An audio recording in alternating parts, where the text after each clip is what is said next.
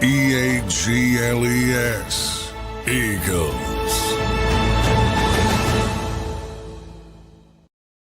I don't know where my music went. Good morning, everybody. Welcome into a Wednesday morning edition of Birds 365 here on JAKIB Sports. I'm your host, Zander. Krause. That's my co-host, John McMullen, here on Birds 365, a Wednesday edition. J-Mac, we had a little bit of Eagle news yesterday that we will get into. We'll also have Mike Gill and Brandon Lee Gouton on the show today. Looking forward to those guys joining the show per usual. J-Mac, how you doing on this Wednesday morning? Doing well. We finally have some news on Joe Tryon. Yeah. Shoyinka, which was a strange situation. And ultimately, he retires, so we never even saw him. He was not at any of the voluntary work or mandatory work that was open to reporters. And, it's curious because he signed a 1-year deal. It's not like, he signed a 1-year prove a deal. You want to go prove it. So obviously something was going on. Who knows why people retire early, but for now he's retired. Obviously he will remain Eagles property, but that sort of brings into focus the AJ Epinesa signing because you're like, well, why are they signing him? Because they were pretty much aware that Joe Tryon was not going to be part of the team. So actually, I would say a little bit of an upgrade, but certainly because AJ's been a more impactful player in his career. Even though Joe was a first-round pick, AJ was a second-round pick, but now you have some health concerns, but at least it makes some sense. And the Eagles signed a couple UFL players, Eric Ikikanma, a wide receiver, which is, I don't know how many wide receivers. They just have a bunch of guys at wide receiver. And then Sean Wade. Now, the most surprising part to me is Brandon Johnson. They waived Brandon Johnson. That they create 2 roster spots. You get one with Tryon retiring. I wouldn't have guessed Brandon Johnson would have been the 89th guy on the roster, so to speak. If you go back to last season, he got elevated 3 times from the practice squad late last season to help and play safety and play nickel backup. And, behind the scenes, he passed Mac McWilliams, who was obviously a rookie draft pick. And you thought, wow, maybe this kid's got a shot. He started week 18 when they let the reserves. He started at safety and hurt his ankle in that game. So I forget what he played, about 20 snaps before he got hurt, but he started. And it's like, yeah, that one, I don't want to overstate it, but that one's kind of a surprise to me, but it tells you how quickly things move in the NFL. I talk about that all the time. It looked like Vic liked him. It looked like he was progressing. He was passing Mac McWilliams, and all of a sudden he's out. So a little bit of a surprise there. Obviously, you're not going to have splash moves at this stage of the calendar, but notable that they're churning the back end of the roster. And this happens this year what's the XFL, UFL, those spring leagues, when they wrap up. Congratulations to the Louisville Kings as an expansion team, win the big title. Nice. Expansion team gets it done. So, now that it's over, you see around the league that the best UFL players are signing, and the Eagles got 2 of them. It'll be an uphill battle for both, but they were draft picks in the NFL, and Sean Wade may be somebody people recognize because he was an Ohio State guy, so you might remember him, but it's interesting. A little churn on the back end of the roster. It is interesting, John. And, I'm not making I don't want to make much of this, but Tryon Shoyinka retires. Last year, Zadarius Smith and Jair Alexander retired when they got to Philadelphia. And then I saw somebody put out it was Miles Jack, and who was the other one who retired? Devontae Parker. A lot of guys coming to Philly and just hanging up the cleats, Johnny Mac. I don't know if it's something in the water or it's just a coincidence, but it is funny to kind of see. Yeah, if you boil it down to the end, it's just a coincidence. Yeah, I was just kind of calling out all the names, though. Jair Alexander, specifically wrote about it on the Players Tribune. He was one of the best cornerbacks in football and sort of lost it, as pointing to, how quickly this sport moves. And he wrote very honestly about losing his confidence, and he didn't want to embarrass himself going back to Green Bay. There's an example. I still don't know why Zadarius retired, but obviously there's a reason. We don't know why Joe Tryon retired, but Miles Jack, for instance, if you remember, they signed Miles Jack and Zach Cunningham. They were throwing a couple names, and it became very clear very early that Cunningham was the one who's going to play, and he just, saw the writing on the wall, basically. So they're all different, obviously. It's nothing about the Eagles other than, taking a shot. The one, and Zadarius is the one that stands out because he was helping them. He was playing well. And he was having a big impact. And for whatever reason, he decided to walk away. And there was that little social media thing late in the season where he kind of hinted that he might want to come back.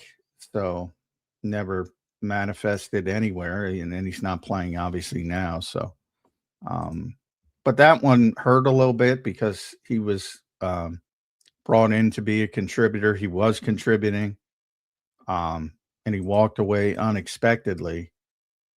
The other ones were kind of like, shots in the dark. So, but it is a strange coincidence, but it is a coincidence. Yeah, it is a strange coincidence. A lot of players hanging them up here in Philly. John, where do you see on the roster right now has the biggest chance for fluctuation, big fluctuation before the season starts? Not big, but maybe a starter changes, or a third or a fourth depth spot gets changed out or rotated or cut or whatever the case might be. Where do you see the biggest opportunity for change on this roster right now before the season starts?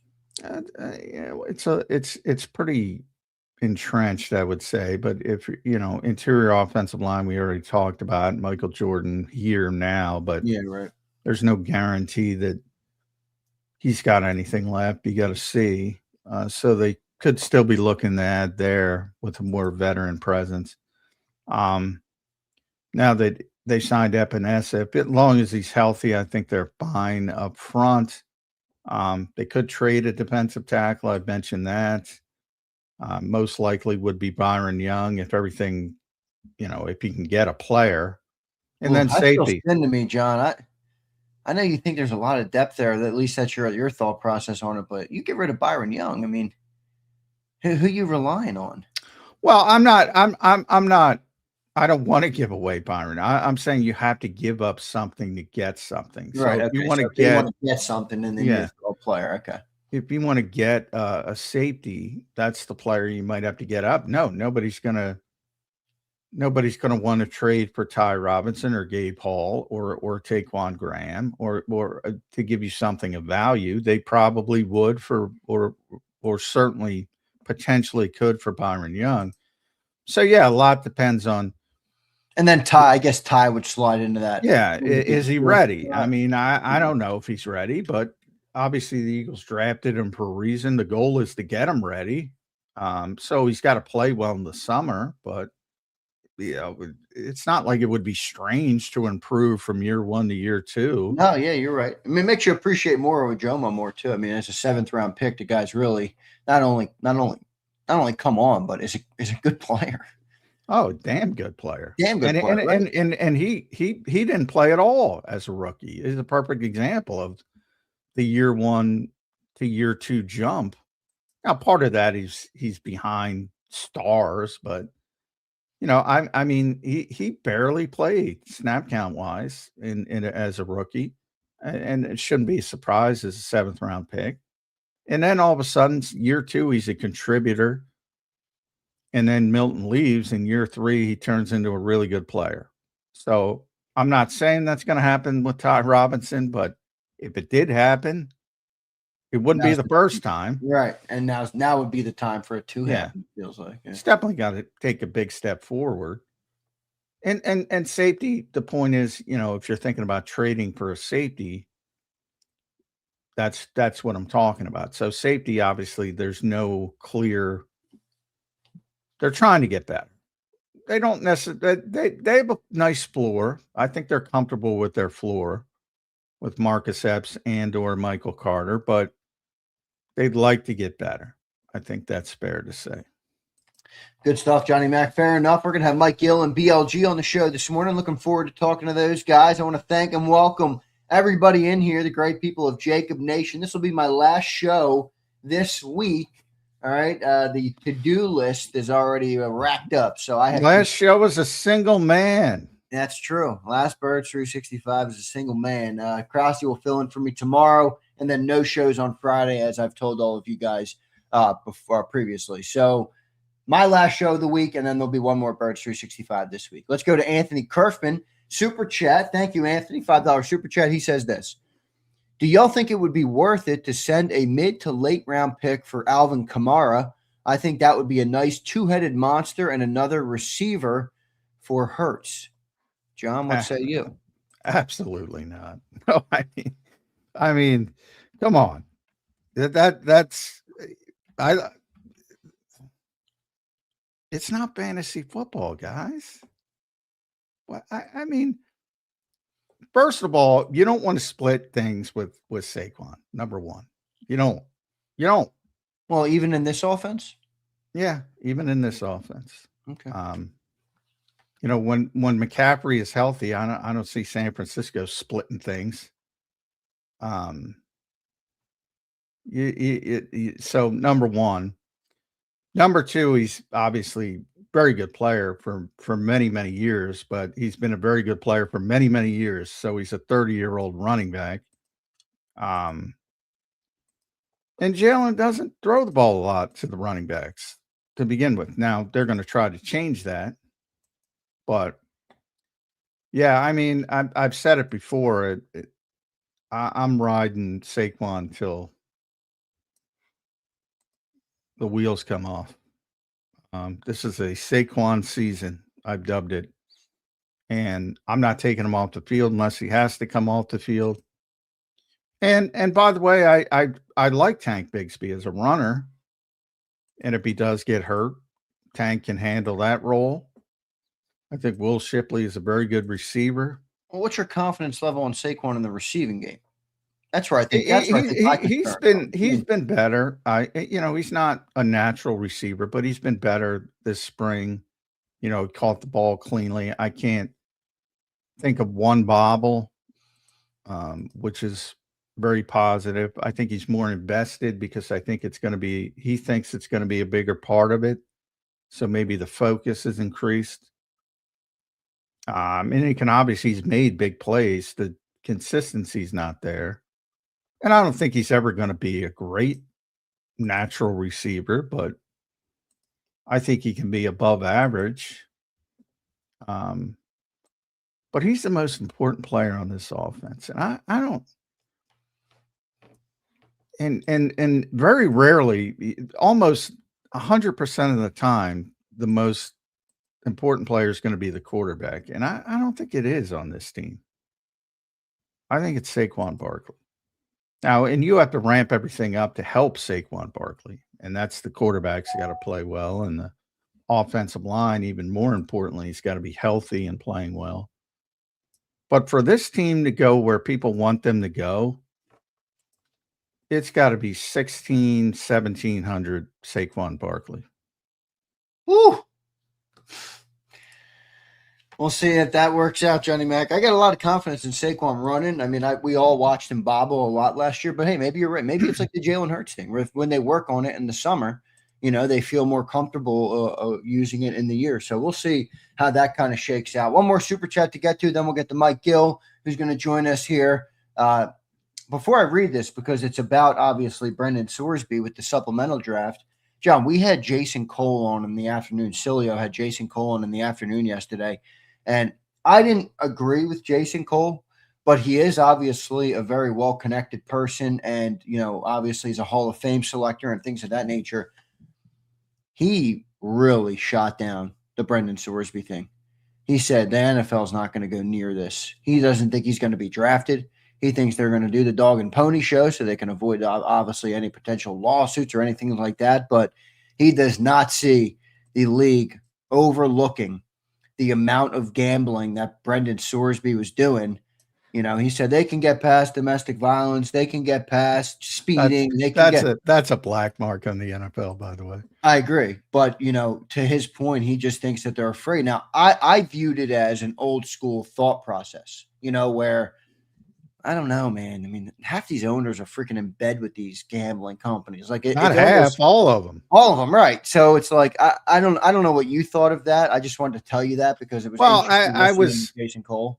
I think he's taken it a little bit too far. I talked to a bunch of people yesterday, texted a bunch of people. I'm starting to think, there is too much concern because he's not like Isaiah Rodgers, taking somebody's phone and doing some DraftKings bets. He was in deep. Yeah. Thousands of bets, right? Like literally. Yeah. And like 1,000 a pop, and he's up near six figures and all that kind of stuff. So he was a significant gambler. So I do think I'm starting to think like somebody's not going to take a shot till day three pick now. So maybe I was thinking second, from the talent perspective. And right. I think that's true from a talent perspective, but you do have to have a big concern because if people falls back into that, and the one thing I would say domestic violence is the one thing that I'm not going to say no tolerance, but they're closer to no tolerance on that because of the past. Yeah, right. And now you see things happen and the people cut and they just move. You're going to see it in Denver with Cooper. They got a big issue, man. And that's a good player. Got arrested twice in 8 days. Now, it's all allegations at this point, and you got to see how it. But if it turns out that they're going to move on. Yeah. And that's a good player. Really good player. Yeah. So somebody's going to take a chance on him. I mean, there's too many quarterback desperate teams, but it's probably going to be a day 3 pick, from what I get the indication. And just to answer his question there, John, Alexander Harris says, JMac, how does the supplemental draft work? What is the actual process of it, John? Teams like submit a bid or how does it work? Yeah, basically, I mean, you say, Sorsby's probably going to be the only player available. Not definitely, but most likely. So, everybody just, hey, we'll give up our 4th round pick. We'll give up our 5th round pick. You just basically email it into the league office, and whoever bids the highest, so to speak, gets the player, and you have to give up that corresponding pick next year. So, in other words, if you use a 4th round pick on them, you don't have your 4th round pick next year in 2027. So that's how it kind of works. Now, one thing that is little known that I think most people don't realize, you can only use your original picks. You cannot use picks you traded. So I see it all the time. It's like, well, so-and-so's got multiple 1st round picks. So-and-so doesn't matter. You have to use your 1st round pick, your 2nd round pick, your third. And if you don't have one, can't use, even if you got another one from somewhere else, you can't use it. So you have to use your original pick in each round. But yeah, that's and you give up that corresponding pick in the next year's draft. So sort of how it works. This is probably the most high profile quarterback 3 decades or so. So it's going to be interesting, far more interesting than supplemental draft usually is. And there's a lot of issues with this kid. And by the way, he might get suspended before, so anybody, the league will certainly make people aware of that. Yeah, that's behind the the other scenes. thing Jason cautioned on. Like he thinks there will be a massive Yeah. suspension. So you might be talking 12 games, but with quarterbacks, it's interesting because you do want them. All right, tangent time. The NFL's suspension and policy is so stupid from the standpoint, especially when you're talking about like gambling issues, like drug issues, like when you essentially bar the player from the building, their support staff. In theory, if somebody has a problem, you want to support them. You don't want to set Right. them, hey, go off there. Yeah, right. Go and do whatever you want to do for the And next there, year and, away and, from and the facility. but if you're actually trying to help them, which they're not, that's the point. It's everything is about public relations. And we're hard on this. Go stand. And meanwhile, if you're a gambler and you're going to sit in your stupid head every day, what is I'm I'm not the most religious guy in the world, but I grew up Catholic. I went to Catholic school, and one thing I still remember to this day because it made sense to me, so it stuck, is idle hands is the devil's workshop, which means basically if you have nothing to do, Right. you're more likely to get into trouble. So if you have a structured environment, you're more likely to stay away from trouble. No guarantee, because people can be idiots at any point of the day. But Yeah, right. No, I get what you're saying though. but so I think the whole idea of suspensions, but they're probably going to suspend them and they'll let people know that. So it'll have to be a team that is willing to wait and say, wow, we got a potential first round talent with a day 3 pick. We'll wait 12 games or 3/4 of a year. And if it doesn't work, look, it's a lot easier to give up a 5th or 6th round pick, even. And if the guy gambles again and gets suspended, gets barred from the league, all right, you blew a 5th, 6th round pick. But I did text some people yesterday, and I'm starting to waver on anybody taking a premium pick. So rounds 1 through 3, I think is going to be too rich because you're gambling, pun intended, a lot with this particular player. Fair enough. Good stuff. One more super chat. Then we got Mike Gill. Here's Brando Shreds. What's up, Brando? Joe Santaliquido said on WIP he thinks Jalen is not in a prove it year, but Sirianni is. However, if there's a divorce between Jalen and the Eagles, it will be Jalen choosing to move on. Thoughts? Yeah, I mean, Joe's a good friend of mine. Like Joe a lot. He took a lot of shit for the Carson Wentz stuff. It all turned out to be true.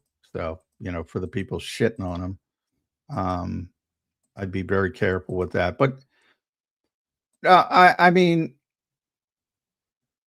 no, it's a prove it year for Jalen Hurts. It's a prove it year for Nick Sirianni. It's always a prove it year. In Mike Silver's piece, it's always 4th and 1 here. So basically, if you have a shitty year, they're going to go in a different direction. Now, what I will say is it's easier to move on from a coach than a quarterback. So if you're comparing the two, you're always going to say it's more difficult to move on from the quarterback because you have to find a solution at the quarterback position, which isn't easy. And why people are talking about Brendan Sorsby and despite all his issues. So it's much harder to find the answer there. As far as the divorce, I mean, that also depends on the season. If the Eagles, see another passing performance like the past 2 seasons, they're not going to be fighting the divorce, let's put it that way. So whoever files for divorce doesn't really matter. Because Right. It's mutual. Somebody just did the paperwork first. Yeah. So, Depends how you frame it, I guess. Yeah, I guess you're right. All right, good stuff. Brandon, thanks for the super chat. Thanks, everybody, for the super chats today. We got Mike Gill set to join us here on Birds 365. Let's bring him in now. He joins us. You can follow him at Mike Gill Show. Listen to him at 97.3 ESPN down the shore. He'll be on 97.5 The Fanatic here as well on the weekends. Mike, welcome to the program. Your shirt today is very fitting for our conversation about Brendan Sorsby. It's good to see you here, Mike. How you doing this Wednesday morning? What is up, boys? Yes, I didn't realize. I just kind of grabbed the first thing at the top. Yeah, that's normally what I do too, Mike. All right.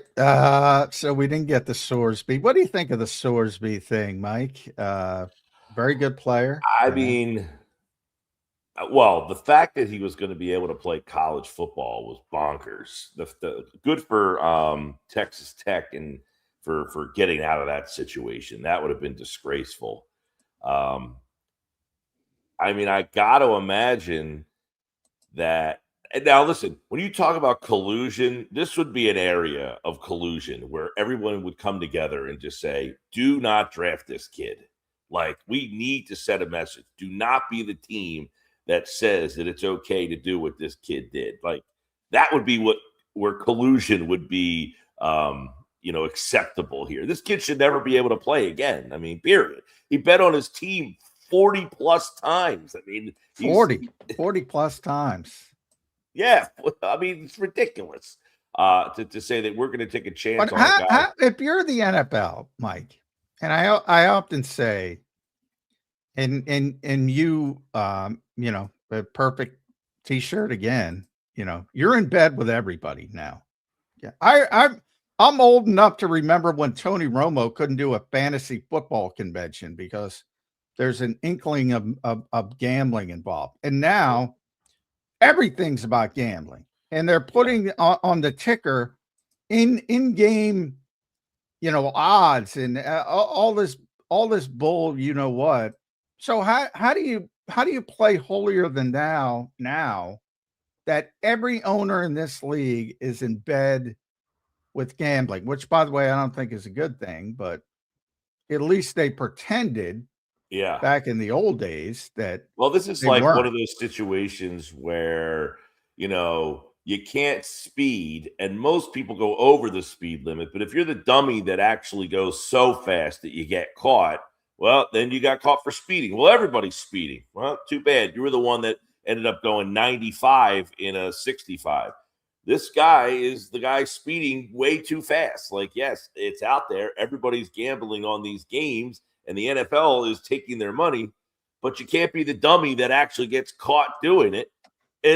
Especially 40 plus times on your own team. I mean, that one is the ultimate, like, hey, dumb. Like, but to your point about collusion, you can be, we can all stipulate that he was a dummy from that standpoint. We can all stipulate that. But there's going to be a lawyer out there. There's going to be multiple big time lawyers who see this and say, you're colluding from this guy and you're in bed with every gambling entity known to man.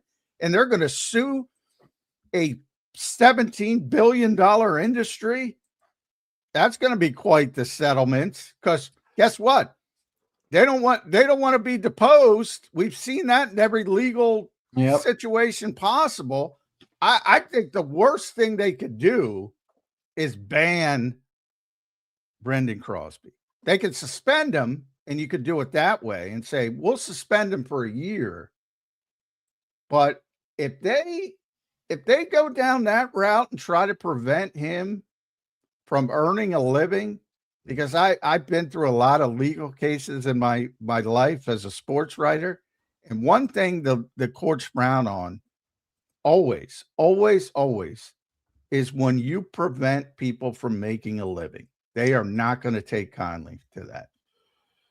Yeah, I mean, the legal side of it, there's probably, I'm sure, obviously anything when you're colluding, you can't do that anyway, but you would hope that, you would just hope that the teams understand the impact of taking a chance on this kid. That's all. Like, you take the chance on this kid, and now you're opening up the opportunity that he will then drag your organization into what Texas Tech just went through.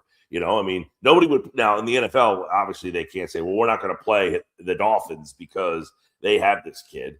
But these schools just said, "We're not even going to play this school in any sports." I mean, they were saying, "We're not going to play in softball, volleyball, nothing."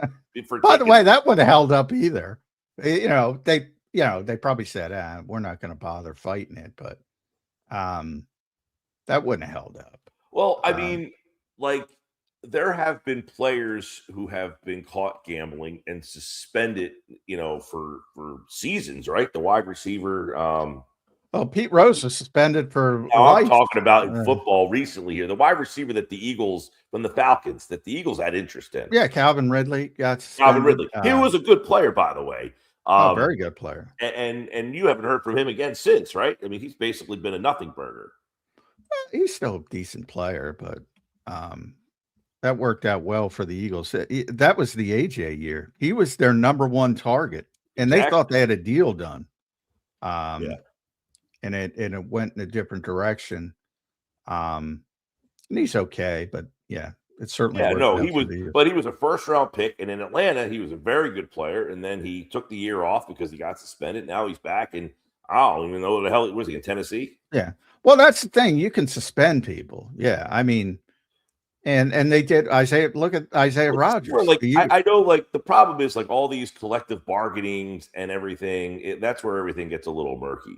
These leagues always have to be like, listen, it is a privilege to play in the league, and if you don't like these rules, go play in the Canadian League, buddy. Like you can't gamble. We're not drafting you. We're not taking you in our league. Like sorry. Like I don't know how that well. You can't prevent him from earning a living. Well, he shouldn't have done something that is completely out of bounds in the rules of our league. I'm just you can make arguments on both sides. I'm just saying they cannot ban him from the NFL. There is no way with the way they do business today. Like Pete Rose was banned. They can't do that because they're in bed, like I said, with every gambling entity. Yeah, see, that's a newer proposition in terms of how that is viewed in terms of because you're taking advertising money from them, then you can't tell people that they're not allowed to do. Well, you can, but again, it's a very heavy-handed approach, and they can suspend people, and that's why I think that will be the end game. And that's collectively bargained. But you mentioned the NFLPA. Yeah, I mean, they're going to fight that to high heaven. And the minute, as we've seen time and time again, doesn't matter the case, the minute it gets close to deposition, the NFL is going to settle. And the NFL is going to settle for massive money, and it just doesn't make sense to do it from the standpoint. That's all I'm saying. It just doesn't make sense. Because he's a quarterback, there's some, I guess, value and worth to the player. But you would ask yourself, is this kid really worth the headache? Like, is he really that blue chip of a quarterback where you're like, I'm willing to taint my organization potentially for this kid? Probably not for me. I mean, I know we're so desperate for quarterbacks, but Brandon Swordsby's just an okay quarterback. He's nothing special. I know in the world we live in, these kids get so elevated that he may have been a first-round pick. I mean, the guy was the quarterback of Cincinnati. I mean, let's be honest with ourselves here. Are we really talking about the next Dan Marino? Cincinnati taking straight. Teams drool over quarterback prospect. Cincinnati's a good club. Cincinnati's good. They're a nice football program. Right in the middle of the pack club. Kelsey's gonna get on you. They had a nice little run a couple of years ago. I think he was Desmond Ritter. Indiana. He was at Indiana before that. I mean, he was. I know they just won the national championship, but hardly a football factory. It is now. I know. Well, I'm saying back then when he was there, we act like that we should make special treatment for a guy who's probably a career backup.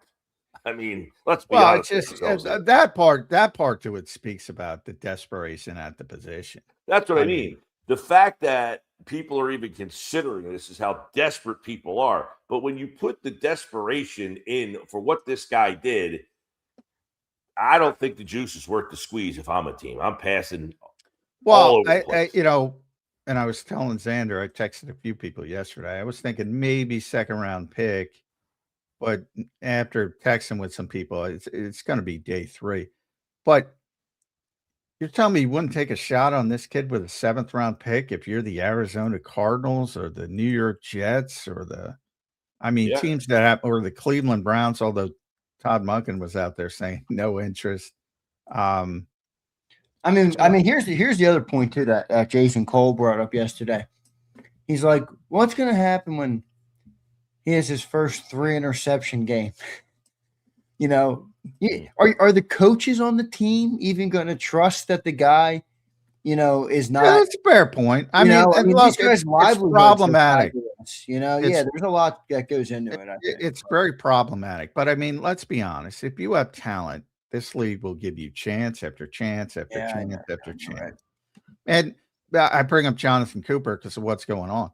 Look, maybe the accusations are, but I'm saying if they're as bad as been perceived or alleged, I don't know when, but somebody's going to give him a chance again because he can play. I'm sure that somebody will.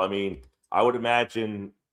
Now the supplemental draft is almost like what do you put a bid in, right? Yeah. So it's like, hey, we're willing to give up a 5th, which means you would give up your 5th in next year's draft. Yes. Right. So everybody's going to be, bidding at the back end and just saying, hey, if we're lucky enough to be the team that puts a 6th up, we're willing to do that. I don't think anybody's going to give up anything of value. So then what happens if he doesn't get drafted? Well, that's that. Then, he'll be an undrafted free agent. Anybody can sign him. Okay. So, if that's the case, and then if you're going further down the road and he's not getting any offers and people start talking about collusion, then it turns into a big sticky mess. But to me, he's got too much talent for somebody not to take a chance. But we'll see. It is problematic. Rashee Rice just got out of prison. Henry Ruggs was up for parole, did not get it. But if he did, somebody would have gave him a shot. He's been out of the league for like 3 or 4 years. Yeah, but he's only, remember how young he was. I'd have to look up. He's still very young. Yeah, if I remember correctly, his 1 year that he did play with the Raiders, he was a little bit of a bust. Well, yeah, he played into his 2nd season and he wasn't, turning in, but that draft class, that was the draft class where Rieger was in, and he's only 27, by the way.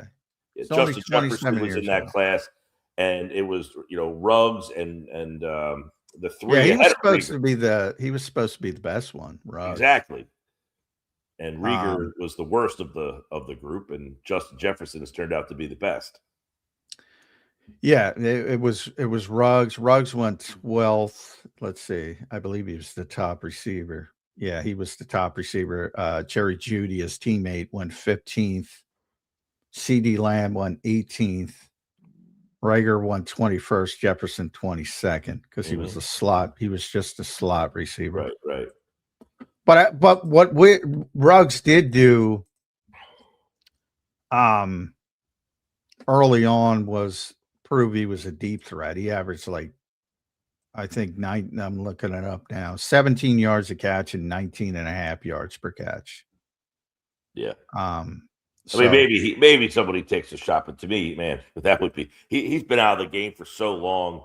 Well, now he didn't get parole, but at 27 years old, if he would have gotten parole, somebody would have given him a shot.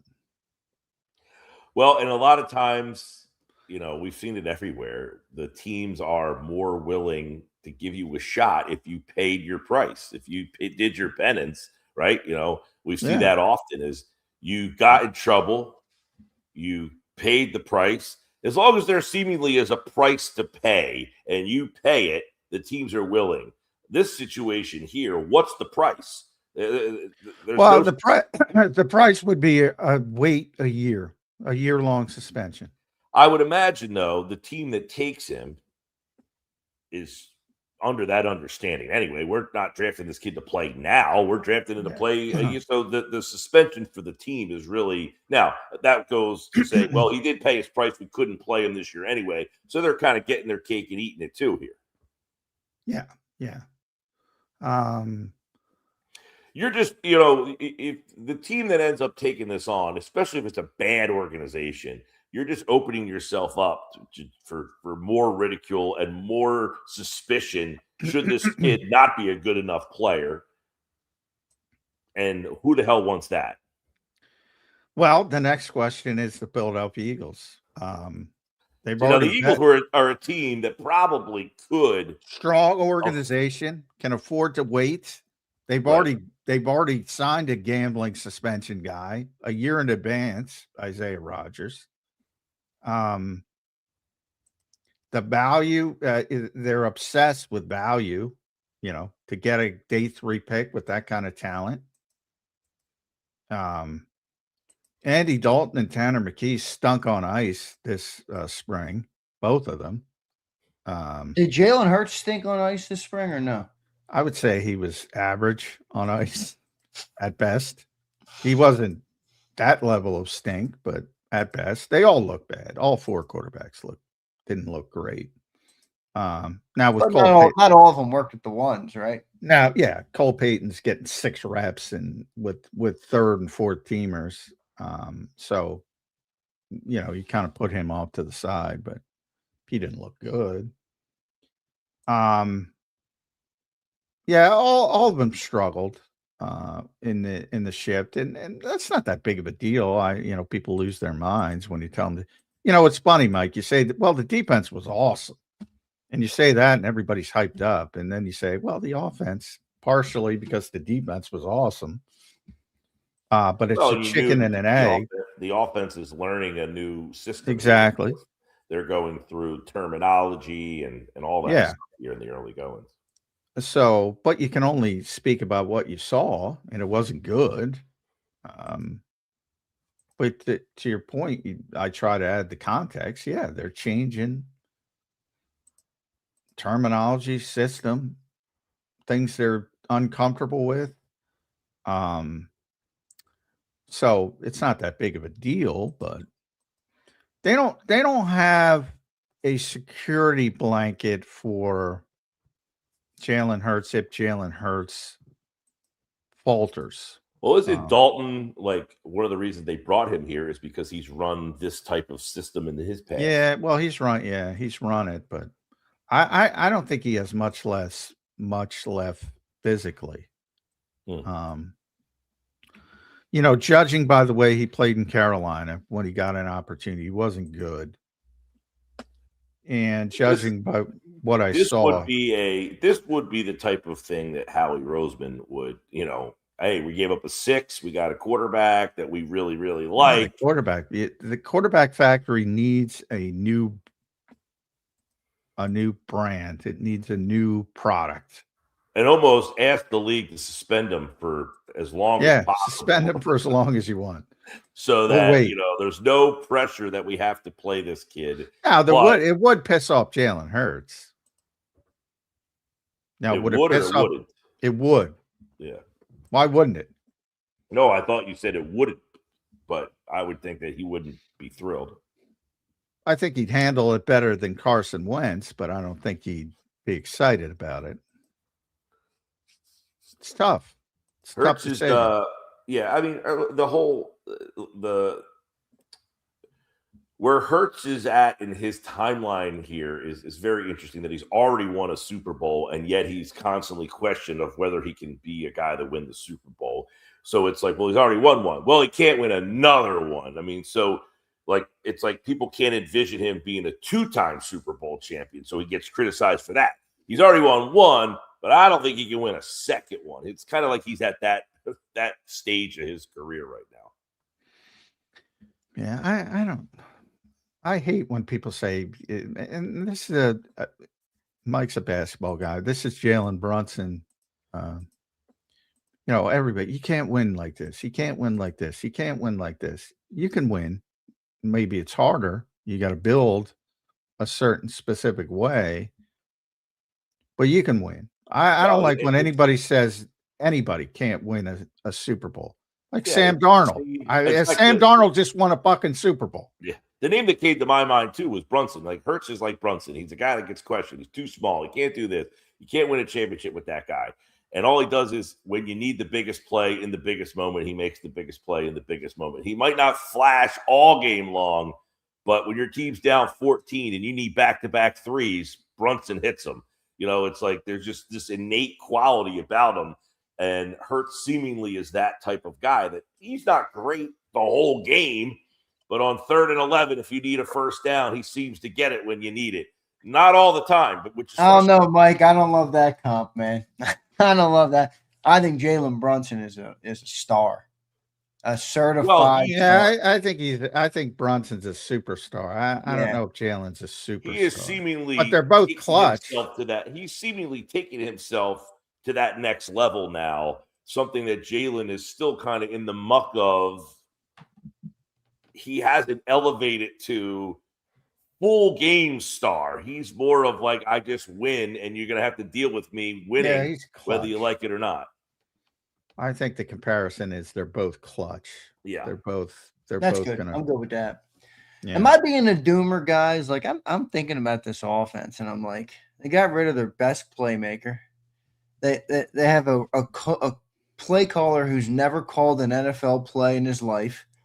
They're seemingly changing an offense to run something the quarterback has never run at this level. They're relying on a rookie and Dontavian Wicks to make up, for the loss of targets, I guess, for A.J. Brown. Obviously, you need Devontae to elevate. You're hoping the offensive – it just feels like this – I hope I'm wrong, but it feels like this offense could really suck this year again. It really does to me. Well, to say it in that fashion would mean that if you say this offense could really suck, that would really fall that the quarterback just couldn't handle it, essentially. I mean, I think they have enough talent. Devonta Smith is a guy that you can win with him being your top wide receiver. Wicks he's not a bum.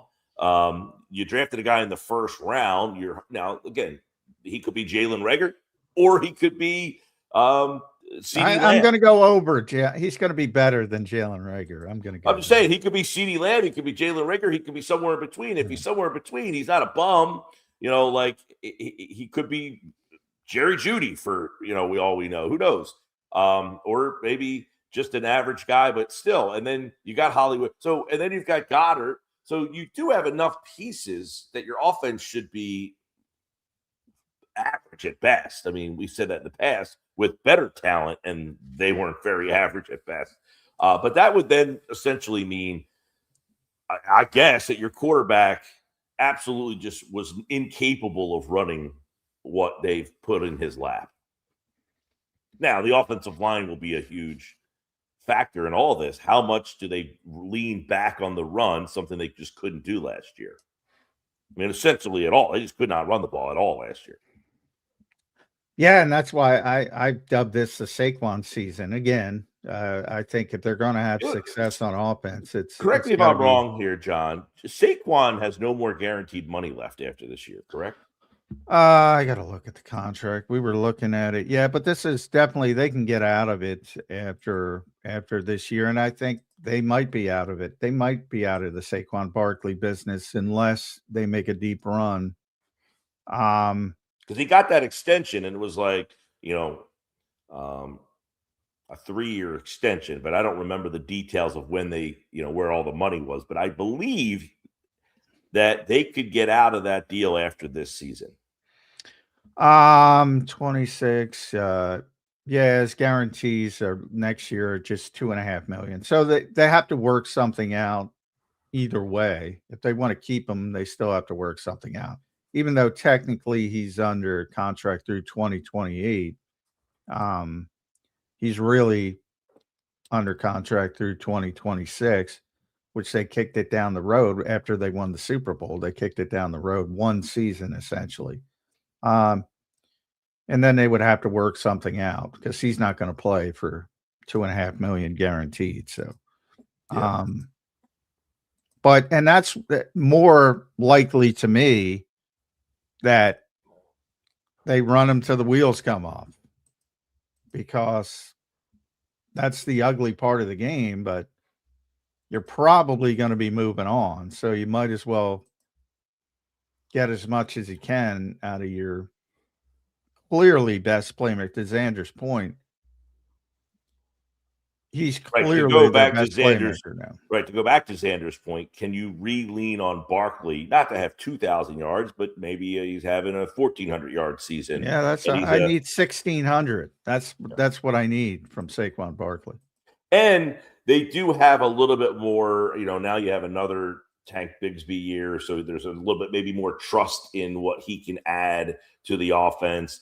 Do they throw the ball a little bit more to the backs now, and that Shipley has a bigger role in that aspect? So you might see a little bit more of versatility out of that position, other than what you just had in the past, which was just all Saquon Barkley.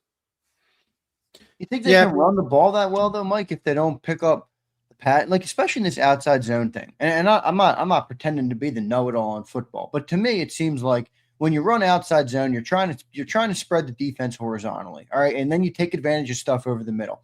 If they can run the ball, even if it's early in the year and they're running the ball well, if the offense never begins to throw the ball effectively over the middle at a consistent rate, the linebackers are going to stop biting, and then they're not going to be able to run the ball in outside zone by week 6. Goes back to Hurts. I mean, if the offense failed, essentially, and they can run the ball, that would be essentially, that, hey, we put this offense in, and what we tried to do, the quarterback couldn't. I think it's even simpler than I think Zander described. If they run the ball effectively, Jalen Hurts is going to be fine throwing the ball. If they can't run the ball, Jalen Hurts is going to look bad. That's why it's so important. If they can run the ball, like you just said, isn't technically where the passing lanes are going to open up in the middle of the field? So we are still asking him to do something that he really hasn't done all that much in his career. Is that fair to say? Well, they want to throw over the middle more, but they're not going to be predominantly. They're going to take advantage of what he does well, and what he does well is deep balls and balls outside the numbers. They're going to take advantage of that. Well, and they have, the interesting, you've got Goddard, you got Eli, you've got Lemon. These are, and you've got Wicks, who's been in this offense. So you've got more guys who I think are, I would say, excel in the more of the middle part of the field. Now, you would ask the question over and over, why not just run A.J. Brown on an inside slant until they stop you? Like, that was one of the bizarre natures of the offense in the past, was they would run that slant and then you wouldn't see it again for weeks, where he would just beat you inside, and then you can't tackle him with one guy. He drags that guy for another 3 or 4 yards. That was a play they just never really mastered, it seems like. Well, I mean, clearly he's not as comfortable throwing it over the middle, and they have to do it a little bit more to loosen things up. But I do point it like this whole mentality of the league caught up to the Eagles in 2025. That's where I disagree with the organization. You really think by the second half of 2024, people didn't know what you were trying to freaking do? I mean, you don't think that they were selling out to stop Saquon Barkley in 2024? Are you kidding me? Which is an indication of, hey, we're going to run the ball, and exactly, you still can't stop us if we execute it properly. Exactly. And their offensive line was in such a rhythm that year that you knew they were running, and you still couldn't stop them. Yeah, I'm not expecting our O-line to be that. That's for sure. I would agree. That again goes back to the top. Well, that was the most, in my opinion, that was the most positive part of the spring for the offense, is that Cam Jurgens and Landon Dickerson looked happy and not miserable and looked energetic and were out there and not rehabbing from some surgery. Boys, we got to get to Columbia. Sounds like they got miracle work done down there. All I know is they're smiling and happy, and they were miserable last year because of the shit they were going through. Well, those guys were banged up pretty good. That was pretty evident. Yeah. So it's not scientific, but it's better than nothing. Mike, where would you on put the field Eagles in the NFC? What was that? Where would you put the Eagles in the NFC right now? I know it's June. Obviously, we can't, but just off the top, in terms of how you feel about each team, where do you put the Eagles? Well, obviously the Rams are and if Aaron Donald ends up coming back, that'll be a very. I didn't realize Donald had been out as long as he had been. I know it's been a long time. Yeah, I thought he only was out 1 year. I didn't realize he's been out 3. But the Rams are still, adding Myles Garrett is just an absolute difference maker for them. Because one of the problems I always felt with their defense was they were just too small. And that has now been rectified where you have a guy that can close a game out. I mean, that game, think about Philadelphia a couple of years ago where they just couldn't get to you late, and now they can. Now they can get a big play late in the game. So the Rams, I think, would be the top team. You've obviously got Seattle, who now has to play as the Super Bowl champion. How does that change stuff for them? They lost Walker. Put those two teams in. I think San Francisco is going to be better this year, and they beat you last year. They had Mike Evans. There should be healthy, maybe. Who knows? Health is always a factor in all of these conversations, but I think those 3 teams are probably better than you are right now. The North, you've got Chicago. It'll be interesting to see how look out for Detroit, 4th place schedule, Mike. 4th place. I was going to say that division has multiple teams: Chicago, Minnesota, Detroit. That all. Green Bay. Why are the Eagles copying Green Bay? I haven't been a big Green. That's the thing. I haven't been a big Green Bay guy, and I think I probably like them less this year than. The Eagles seem to like them. I know. And, I think Dallas, their offense is back, and the Eagles have had trouble stopping their offense. What's their defense going to look like? So in the NFC, they could go anywhere from the top team probably to about 6 or 7, depending on health, I guess. At Mike Gill Show, make sure you follow Mike on the X platform. Subscribe to his YouTube channel, The Sports Bash, 2 to 6 every day. Locally, if you're down the shore, it's shore season, so everybody's down there. Nick Sirianni, it's vacation time for everybody. But so a lot of things. Make sure you listen to Mike down there. You going to be on in Philly soon? Should we plug something there? Sunday in Philly, 10 to 1. All right, 10 to 1. Most Sundays I'm on 10 to 1, and today I'm at Urie's down in Wildwood from 2 to 6 with the Phillies game on. We'll be down there watching the Phillies game 2 to 6 at Urie's in Wildwood. Nice. Little Wildwoods sponsor right down there. Yep. On the lower right. So head down to the Wildwoods. Check out Mike there. I guess we'll leave it with Jalen Carter's extension. That's been a story this week, Mike. Does it surprise you this has been a little bit more difficult than most people expected? To me, it makes sense. He didn't have a good year. He was hurt. I was going to say that was the first thought that came to my mind is he's a tricky one because of the injuries. Where is he with the injuries? Where do they feel like I need to see him play again before we want to lock him up just to make sure that all the parts are fixed and that he can go through the rigors of a season. So I'm not shocked on that one. In fact, I said, when you're talking about a trade and they ended up getting Verse for Garrett, I would have traded Jalen Carter for Myles Garrett. I mean, I don't know if I can depend on him moving forward here. So when people were like, I can't do that, I'm like, I got to. Myles Garrett to me is a no-brainer slam dunk. That's like somebody saying, you got Michael Jordan. Here you go. Take this guy. Now you would say, well, what the hell has he done in Cleveland? That's a fair point. But it's a team game. I think the Eagles have enough around him to have a closer like that would have been a complete difference maker for this team. Now the Rams have that difference maker. So, but the Jalen Carter, to me, he's not still at this point. He's very good. The play he makes in the Rams game is his signature kind of moment, but I don't know that he's a closer at the same level as that. Well, I know he's not a closer on the same level as that guy. And they play different positions, but he closed that Rams game in the divisional round, but that was 2 years ago. That's what I said. The Rams game is his signature moment. Yeah. But that was a couple of years ago. He didn't really have a signature moment last year. His moment was he spit at somebody and then he couldn't play because his shoulders hurt. And getting washed out by Darnell Wright in that Chicago game. Whew. I'm interested to see what they do with Nolan Smith.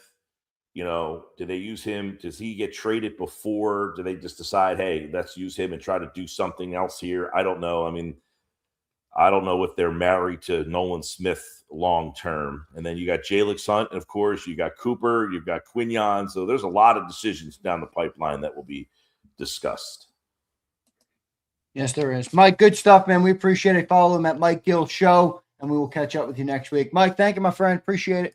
Thanks, All right, everybody. See you. All right. See ya. Mike Gill joining us right here on Birds 365. Appreciate him joining in. A lot of good conversation today when it comes to this Philadelphia Eagles team. The NFL, obviously, as a whole. Brendan Sorsby is a topic of conversation. We'll see what happens with him. John, I did watch some of his tape.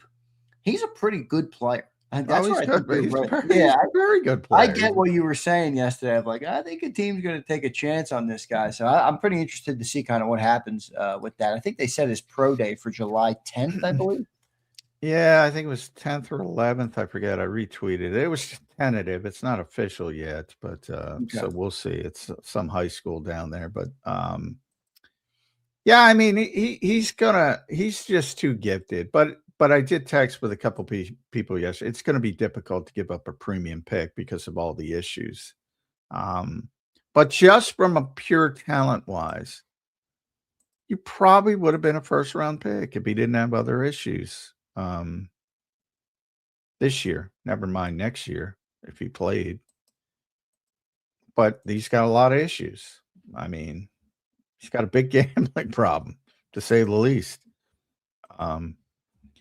And for some reason, that is still considered, even with all the changes and all the getting in bed with all the gambling outfits, it is still like considered worse than everything else, which is also stupid. But, you know, if you consider things like domestic violence and racing 150 miles an hour and wrecking cars on a highway, like Rashee Rice went to prison for, yeah, I mean, it's bizarre why we stain that more than those things, but I don't get people. Well, I guess I'm with you, but just trying to reason it. I guess they're trying to, you know, those things don't technically integrity to the game. Yeah, right. That's exactly the word. But I mean, again, you destroyed the integrity. Like if they held the line. Right, on gambling, then yeah, yes, different story. Yes, you destroyed the integrity of the game. You could make that even though there was a lot of hypocrisy, because we all know. And I used to have that argument with Jody, like gambling even before it became okay. He would point to that as the reason for the NFL's success, and I said, you know, the vast majority of people I know who are big NFL fans still don't even gamble, unless you want to consider fantasy football, which, you know, but traditional gambling, like betting on games. The vast majority of people are more casual than that. So I don't think it ever sort of, to the people who do it, they're obsessed with it. So I get why people who do it, they're around a different group of people and they're obsessed with it. So I get both sides of the spectrum. But once you open the door, like you can't give me the integrity of the game bullshit. Yeah, you can't. Yeah, I agree. I mean, once you open the door, you kind of have to live with the results of opening that door. And that's why people say with the NBA and gambling scandals and yeah, there's going to be scandals. There's going to be scandals in every sport because they open the freaking door. And Jason Cole's that's a good point. You know, the first time he has a bad game, yeah, there's going to be a million people going down that route. He did it on purpose. But don't get me wrong. He Sorsby certainly contributed to that, but they opened the door to it. It's going to be interesting to see, Johnny Mac, what happens there. John, you think I'm being too much of a doomer on our offense? I was talking to my dad yesterday about the Eagles. We talk about the Eagles all the time. And, you know, he's like, how good do you think this offense is going to be, Zander? I mean, they struggled last year with A.J. Brown. Now they got rid of A.J. Brown. You know, they got another first-year play caller. You know, they're running an offense that really isn't built around Jalen, or at least doesn't feel like it's built around Jalen. Doesn't even really feel like it's built around Saquon either. It's just scheme for scheme's sake. Scheme to free everything up. The scheme is going to fix it all. I mean, John, I listened to you for the last 3 years. You tell me. Well, then you know why you're a doom and gloom. Look, if you believe that it's scheme for scheme's sake, you should be a doom and gloomer. Now, I don't believe that. So I'm not a doom and gloomer, even though people think I am. I think they're going to be fine. Well, because ultimately, I think they're going to, when the bullets start flying, like I said it before, I think Nick is very smart. He's got a public-facing strategy, and then he goes behind the doors, and he goes and tries to win the game. So if you're one of those people who think they're going to run this scheme and look like San Francisco or Green Bay by hook or by crook, no matter what, you should be a doom and gloomer because that ain't going to work. But I don't think they're going to do that.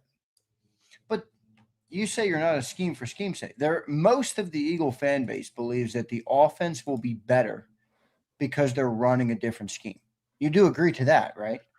Well, I think the offense is going to be, yes, I agree with your premise that people think that the scheme is going to make the offense better. I agree with your premise. I think it's wrong, but I agree with your premise. The offense, I've said from day one, it didn't matter who you hired, the offense was going to be better. The offense was going to be better for completely different reasons. One, they won the Super Bowl. They had a short off season. Everybody's coming up. The preparation time is lasted. You play a long time. The touches, see what happened to Saquon Barkley. You see what happened to Jalen Carter, the number of snaps. So they have a full off season. That's going to help them. A bunch of guys, I put the number at 9 of 11 starters on offense had down years, were worse last year than the year prior. The only exception is Devontae Smith, who I think maintained, didn't get better, but maintained. And then Tyler Steen, who didn't play the year prior. So we now have a sort of a default setting for him. Everybody else went backward. It's not going to happen again.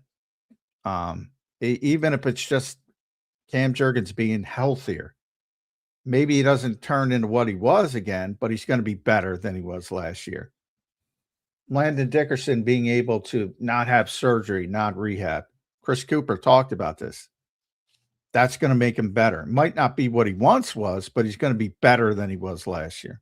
Lane Johnson, if he's out there for 17 games, he's going to be better. You know, you do go backwards with AJ, but you're you know, that's addition by subtraction. You're removing a guy who created waves, whatever, you know, positive, negative, polarizing, whatever you want to call it. So I said, you know, Zander, I said a million times, I don't care who they hired. They could have hired any of the 17 guys. They were going to be better on offense just because guys were going to have bounce back seasons. And most notably, Jalen Hurts, I think, is going to be better than he was last year. So if all those guys are better, they're going to be better on offense. So they're going to think it's scheme. I agree with your premise, but they were always going to be better. I believe that just from the natural ebbs and flows of the NFL. Well, that could be true. I mean, it does feel like, obviously less talent in terms of playmakers this year, but we will see what ends up happening with it, John. I will say, if I'm a doomer on the offense, whatever the opposite of a doomer is, John, you're the vocabulary guy. What's the opposite of a doomer? Not that doomer is good vocabulary. What's the opposite of a doomer? Because that's how I'm feeling about the defense. I think that defense is going to be lights out. Optimism, optimistic. All right, optimist. Extremely optimist, extreme optimist. Yeah. I'm with you. I mean, I think the floor is very high on this team because the defense is going to be really good. Yeah, me too. Now, I can't say they're going to be number one like they were in 2024 because it's hard to be number one, but they're going to be better than last year, and they were top 10 last year. I will say this is the most gifted offense in Vic's tenure here, from a pure talent standpoint. And, his history, particularly in San Francisco and Chicago, is when you get to that third year and you have a core group that's been together, it gets really, really good. Because he's more comfortable with them. They're more comfortable. He trusts them to do more. Yeah. And you can kind of tell by the way they were all talking in this spring. Yeah. I think it's going to be really good. Really good. Now, injuries can derail anything, but barring that, it's too much talent. Yeah. And I'm not even counting on like Jalen Carter turning into the 2024 Jalen Carter. I mean, I'm just counting on Grenard delivering the pass rush, Reek Woolen being the best CB2 they've had in the era, Jihad Campbell's athleticism. I mean, that front seven is going to be special, now that you have Grenard as a guy who could finish.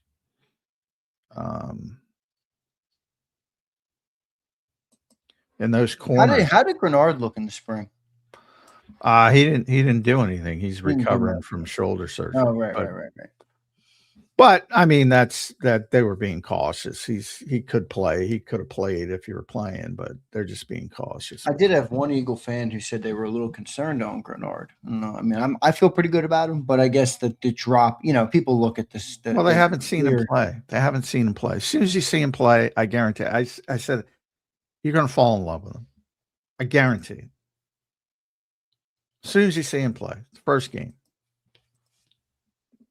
He's an energy guy, goes a million miles an hour, unbelievable quickness, always in the backfield.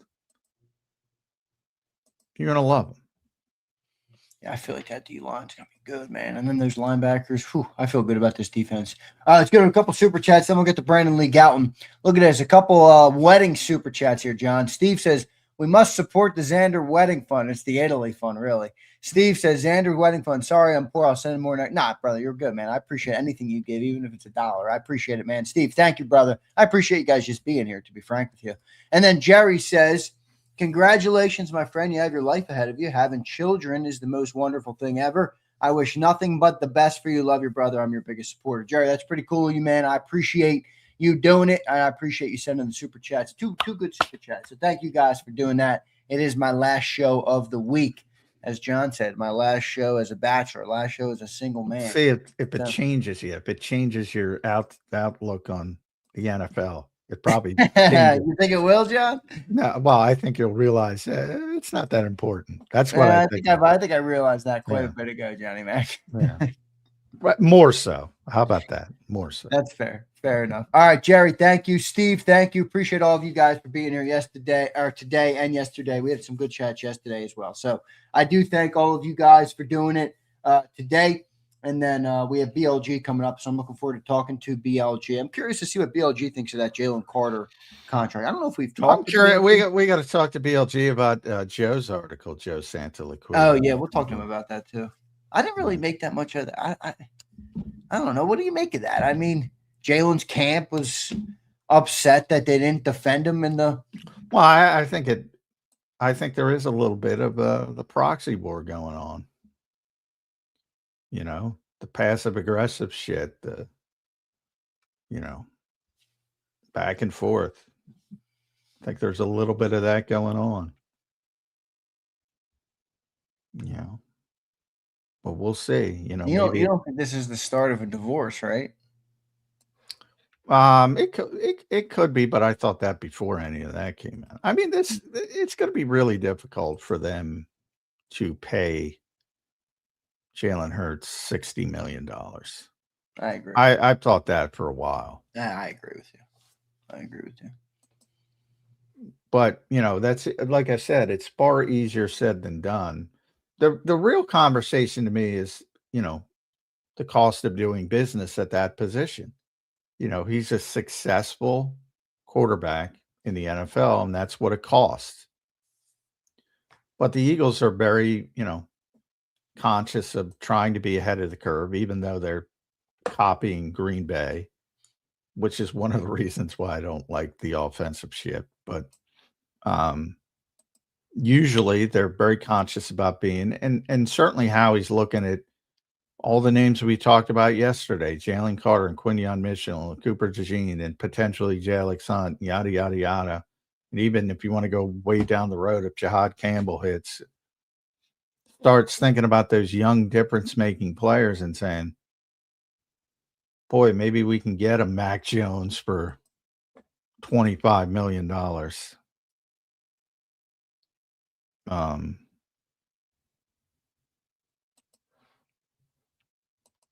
I mean, I from the standpoint of, like, I saw that Patrick Mahomes contract, and this is Patrick Mahomes we're talking about. For people that think I'm picking on Jalen, this is one of the greatest quarterbacks of all time. Proven winner, multiple Super Bowls. I don't want to pay him $64 million. I don't, coming off an ACL, coming off the season he was having, coming off the a lot easier to justify for Mahomes, though. No, well, yeah, but you're paying him for what he's done, not what he's going to do, which is sports. Like Dak Prescott, $60 million. I think he's a really good quarterback. My point is, I don't want to pay anybody $60 I know, right? million. I get what you're saying. I don't want. It impacts your ability to build the rest of the roster. And the Eagles have so many big contracts. So we got BLG. We'll talk to him about Joe's article. Yeah, but I'm like, I was thinking, like, it's going to be really hard for me to go, I'm going to pay this guy $60 million moving forward. Like, I almost can't picture it. But again, I got a high, because I don't want to pay. I'm not paying Jordan Love $55 million. The Green Bay Packers are. This is the cost. This is the going rate of quarterbacks in this league.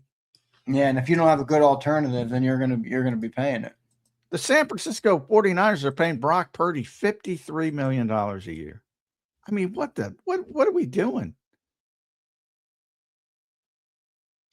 Well, John, like you said, cost of doing business. We'll see what happens. Let's go to BLG. Brandon Lee Gouton set to join us here on Birds 365. You can follow him at Brandon Gouton. Read all his work at bleedinggreennation.com.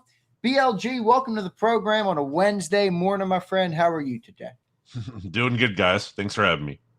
Good to see you, BLG. So we're discussing there a little bit about Joe's article over at Bleeding Green Nation, getting a lot of traction. Mm-hmm. I think Joe's getting more love this time after the Carson Wentz stuff, and everybody be careful because he has sources. So And Zander asked me that question. It's like, do you think they're headed for a divorce? And I kind of always thought they were heading for a divorce. At least if things continued on this similar path. And, because of the money and because of just the mere fact of what's coming up on the defensive side of the football, how much you have to pay. And, if Jalen has like a good year this year, and I don't know what that looks like, but the passing game looks better. They make it, say, to the championship game, but lose, something of that nature. Anything short of a Super Bowl championship, basically. Do you want to move forward at $60 million per year? I don't know if I do. Your thoughts on that?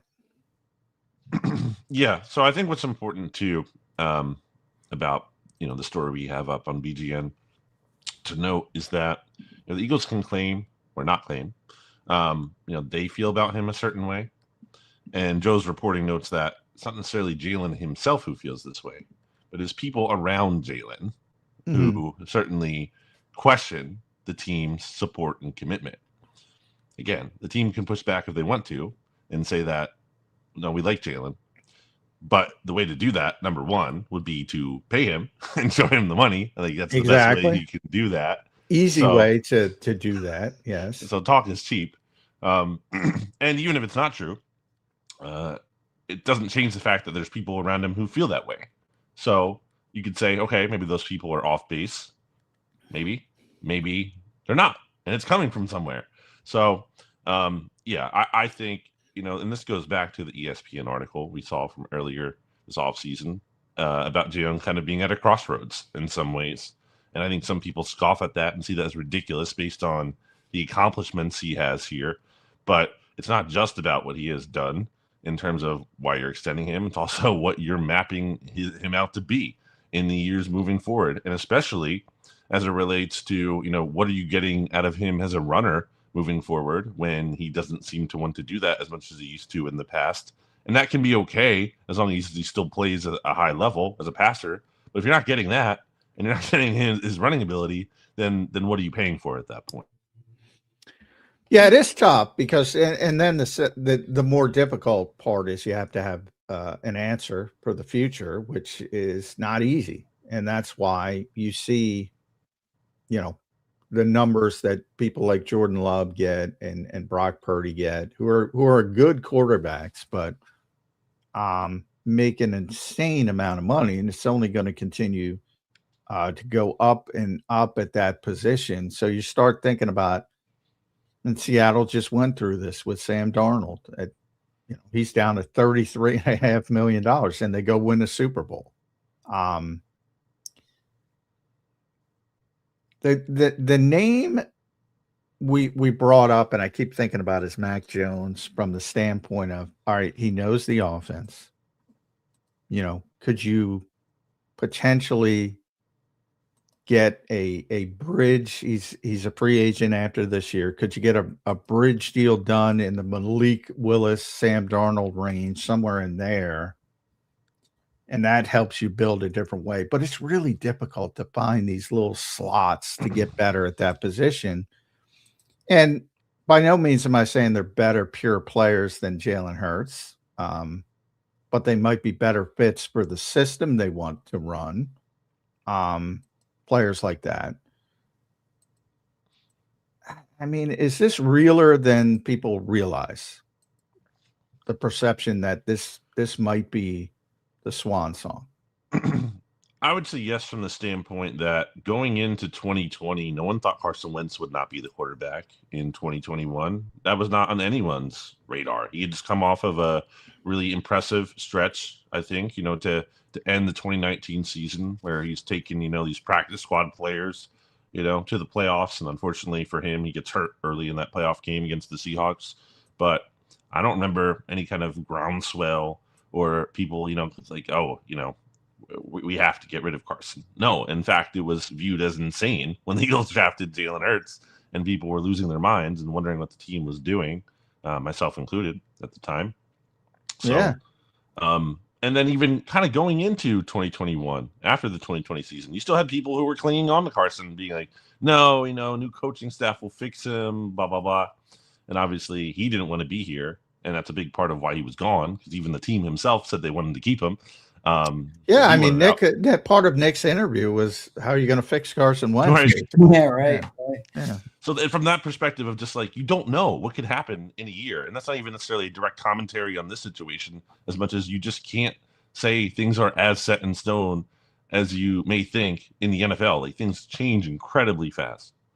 Yeah, they really do. What'd you make of what Santa Laquito wrote just about like his camp not being happy with the way he was supported? How did you interpret that, BLJ? I mean, I think that's what it is. I think they wish, and the example that was used is that, you look at when that Carson story was written by Joe in 2019, and you had a bunch of, high level notable players from the Eagles roster at that time, like going out on Twitter and social media and like defending Carson, like, right after that story basically got published. You didn't see that this time. And that doesn't mean that necessarily they hate Jalen. And maybe, the team doesn't want to always, and I would suspect the team had an involvement in that situation back then in terms of maybe urging some players to go do that. So it stands out, by contrast. I definitely think there's a feeling it's not just about that. I'm not just saying like, if those players, if teammates support Jalen on Twitter, maybe some of the people around Jalen, feel all well and good and fuzzy inside. But I think things like that kind of stand out, and the lack of maybe, support, because we've even talked about this with Howie. Like, obviously Jeffrey Lurie was very incredibly effusive about Jalen. Yes, that's what poor Elliott got community noted for his opinion. I'm like, what? How could somebody get? Yeah, how could somebody get whatever they call it now on X? Yeah. But yeah, I just laughed out loud. He's getting community noted, and that was the community note. Jeffrey Lurie, all these white knighters spoke very effusively. But to your point and to Elliott's point, what she was trying to say, actions speak louder than words. Anybody can say anything. He's got $22 million of guaranteed money next season. This is the time, because of the structure of the contract.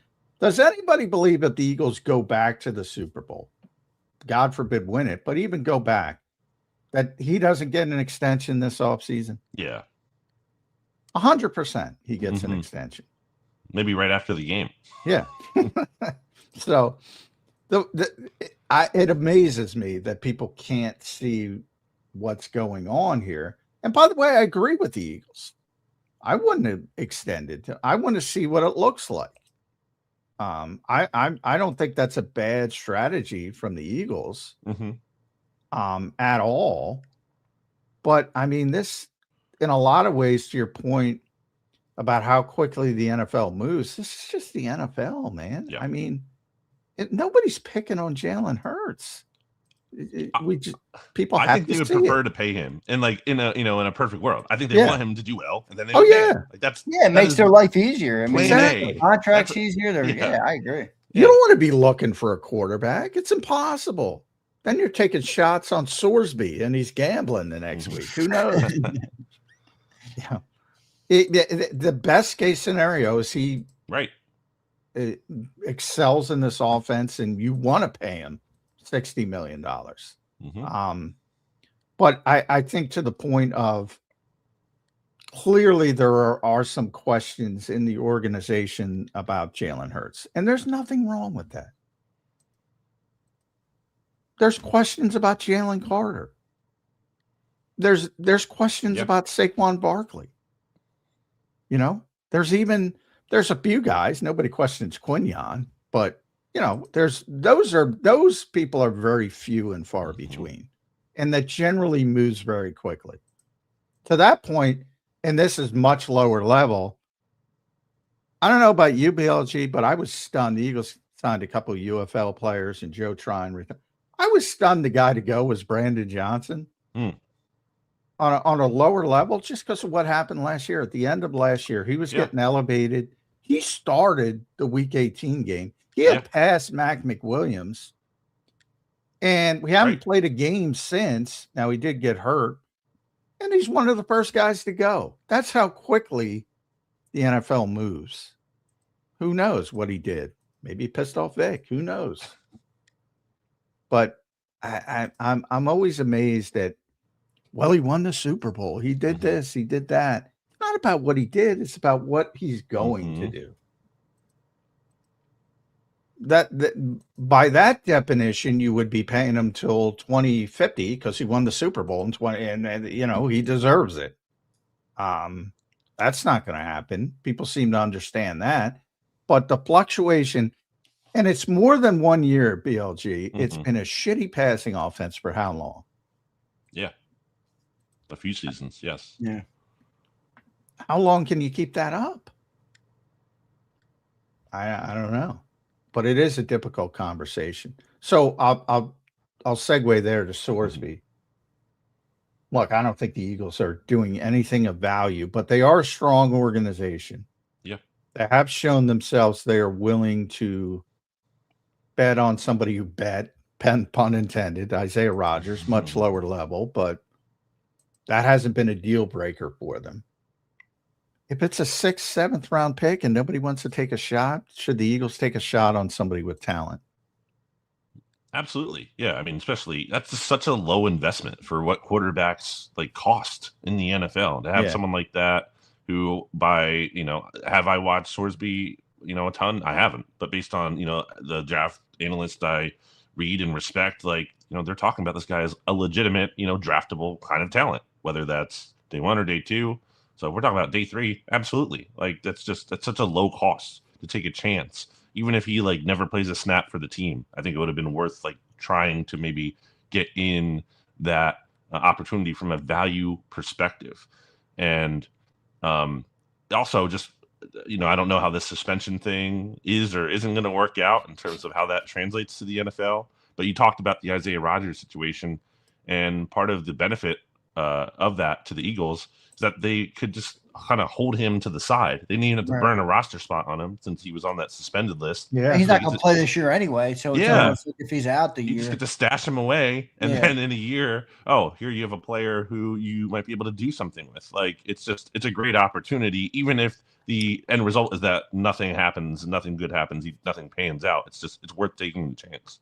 Well, will the NFL suspend him for gambling on his college game? Like you know what I mean? It'd be one thing if you're an NFL player and you're you get suspended. He's not an NFL player yet. Are they still going to suspend him for what he did in his college? I don't know. That feels a little weird to me. I get well, they could do it, but I don't know. Do you think they will do that? I'd seen Andrew Brandt had tweeted out something about how in the new CBA, there was some kind of modified language by the NFL as it related to college infractions, and that they would kind of almost not just give you a pass basically for college infractions, and would be willing to hand out discipline on as they see fit on their own. So I do think that the door is open for him to be punished by the NFL. And the NFL will change rules at the tip of the they will do what they want to do. So, but I see that as kind of a positive. Suspend him for a year. Right. And to your point, it's all right, he's not going to play this year. It doesn't cost you a roster spot, and you have this high upside talent for basically nothing. And if it works, it works. If it doesn't, great. Essentially, that's what they're doing with Uar Bernard. Just they take a shot. It might not work, but there's a lot of different reasons why. I do think it's going to be interesting.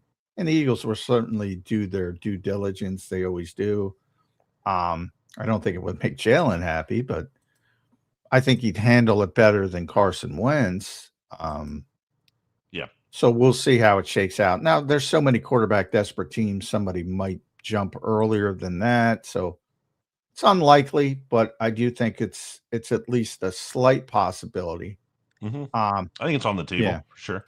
Quarterback wise, boy, I got to tell you, I am down on Tanner McKee after this spring. Maybe it's not fair.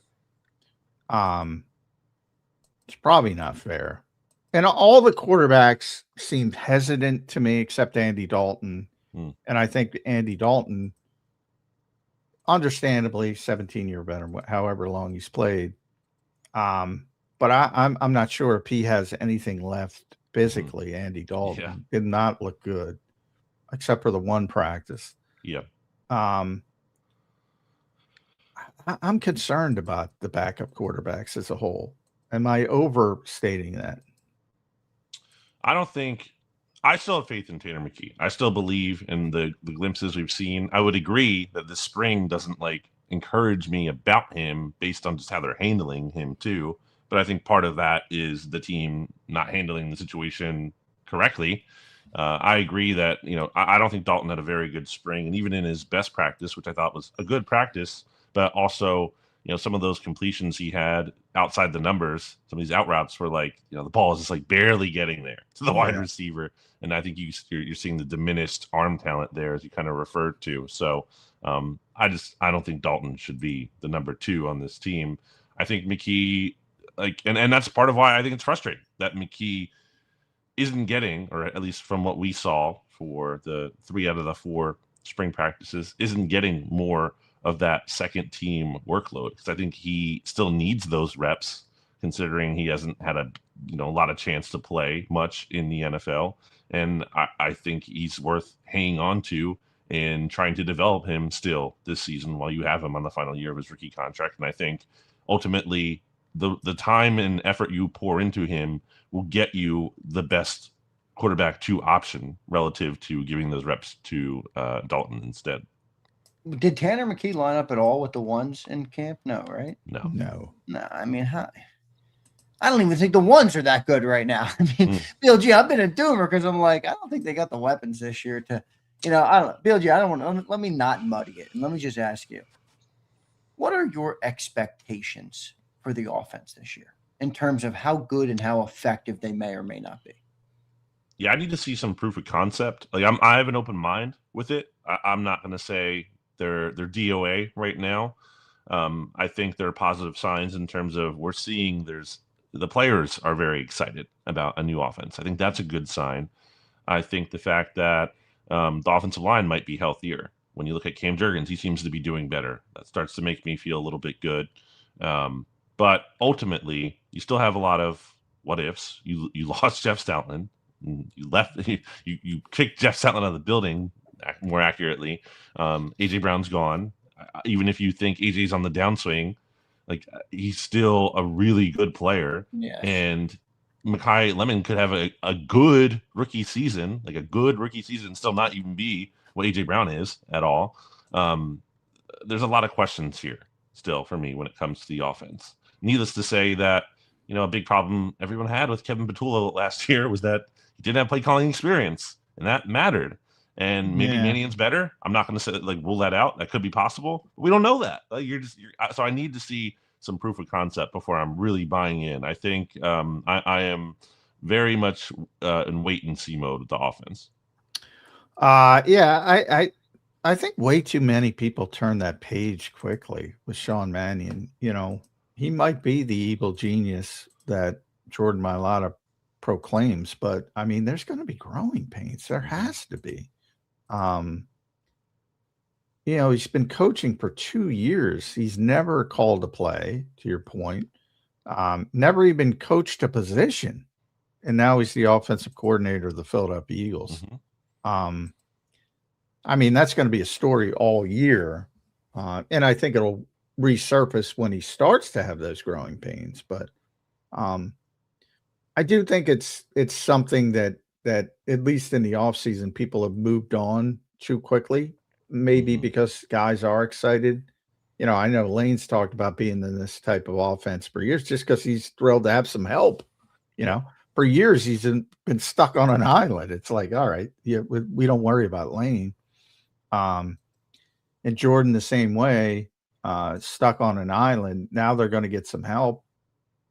I do think, do you get the feeling they're going to play this scheme by hook or by crook, or are you buying more of the blended talk? I think more new than not, just based on, again, what the players are saying, some of the things we're seeing. But I also think that like you go into the Mike Tyson quote, you go into the season of the plan, and then it changes maybe, or it could change once you get punched in the mouth and things are maybe going sideways. Like it sounds nice now, but do you stick with it? I think they will try to, but I think there comes a point where desperation, could change the equation. I do think they really are trying to give this an honest go and see what it looks like, but I do wonder if that changes at some point. What do you think Mekhi Lemon's going to do this year, BLG? I really wish I had a better handle on him coming out of the spring. I think it was disappointing that we only got to see him in one of the practices. Look, it's possible he is totally healthy when training camp rolls around and he's crushing it there in the summer. And at that point, I'll be quick to buy in. That's how I've been phrasing it with Mekhi Lemon. Like I also want to see a little bit of proof of concept from him. I don't need to see a ton. I just need to see enough where like, okay, I see it. I'm feeling optimistic about him. And I just, it's hard to get that out of just one practice in the spring, which we only saw from him. It would be concerning if these hamstring issues, soft tissue, injuries continue to hamper him in the summer. It'd be a very big issue, I would think. But no reason to believe that'll be the case until it happens. So I kind of have modest expectations for him in terms of like, if you're thinking he's going to be anything approaching AJ, like that's not even a fair expectation to put on him. I do think he's going to get a lot of opportunity just based on who else they have. Like there's going to be targets there for him. So I think the opportunity will be there for him. So you probably can expect some volume, but the question is like, how efficient is he and how reliable is he? It's not all adding up to me, guys. I mean, get rid of AJ Brown. All right, we're going to have a better passing game, replacing him with Mekhi Lemon and Dontavian Wicks and another rookie play caller. Like, I don't know. Maybe I'm overthinking it. 2 + 2 = 4. This doesn't equal 4. It's not adding up to me. Well, I think that I do think, and I said this before they hired anybody, I think they're going to be better on offense this year. Simply because so many guys had down years last year, and some of them are going to rebound. Mm-hmm. And if we talked about Cam's energetic, he's happy, he's not miserable. We didn't get to talk to Landon, but he seems on the field, he seems happier, he seems not as miserable. Saquon's going to be better. He's looked good. He was one of the few people that I said, wow, he looks pretty good. He's catching the ball cleanly. Mm-hmm. Maybe he's more focused because he thinks that's going to be a bigger part of the offense. So, Jordan, if Lane's healthy, he obviously missed half the season. Devontae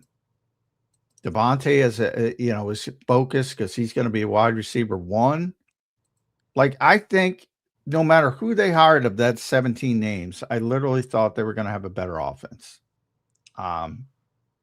Because guys were going to bounce back and have better seasons. Coming off the Super Bowl, just being tired and worn out. Think about the touches Saquon had on defense. How many snaps did Jalen Carter play? They nearly crippled him for a season. I've always thought they were going to be better, but that doesn't mean they're going to be better because of scheme or because of losing AJ Brown. Do you think that's possible or crazy? I think it's possible the talent wins out. I mean, that's been the story, I think, of of the team in a big way in their success.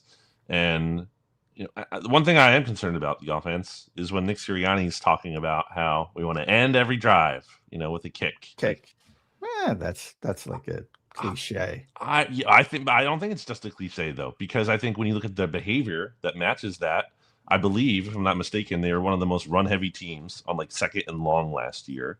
So, there is this conservative and uncertainly they're definitely conservative. I had a problem with that comment too, BLG. Well, you saw it last year in terms of like, you get these cowards draws on third and long where you're just the cowards run the ball.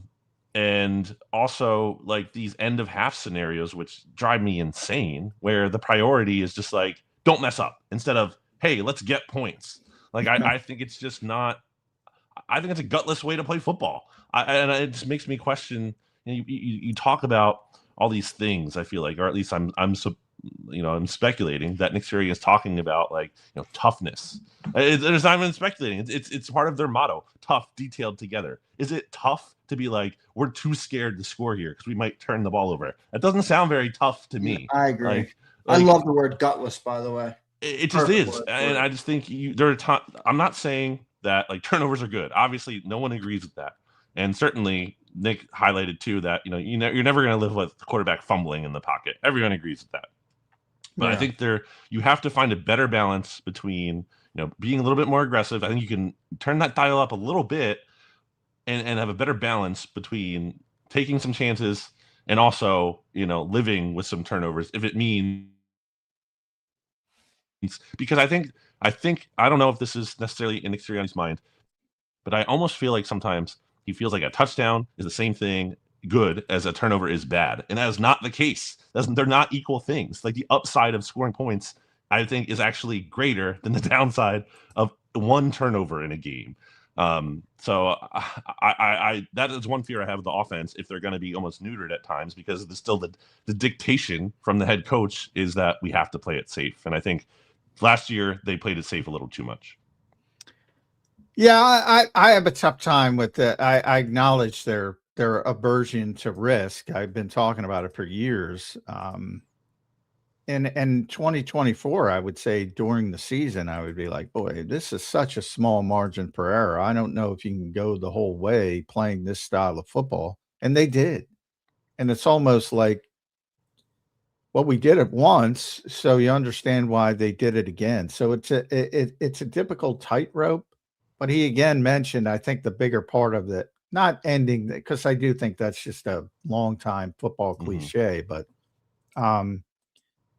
their style of play, I don't think is going to change, because he brought it up again.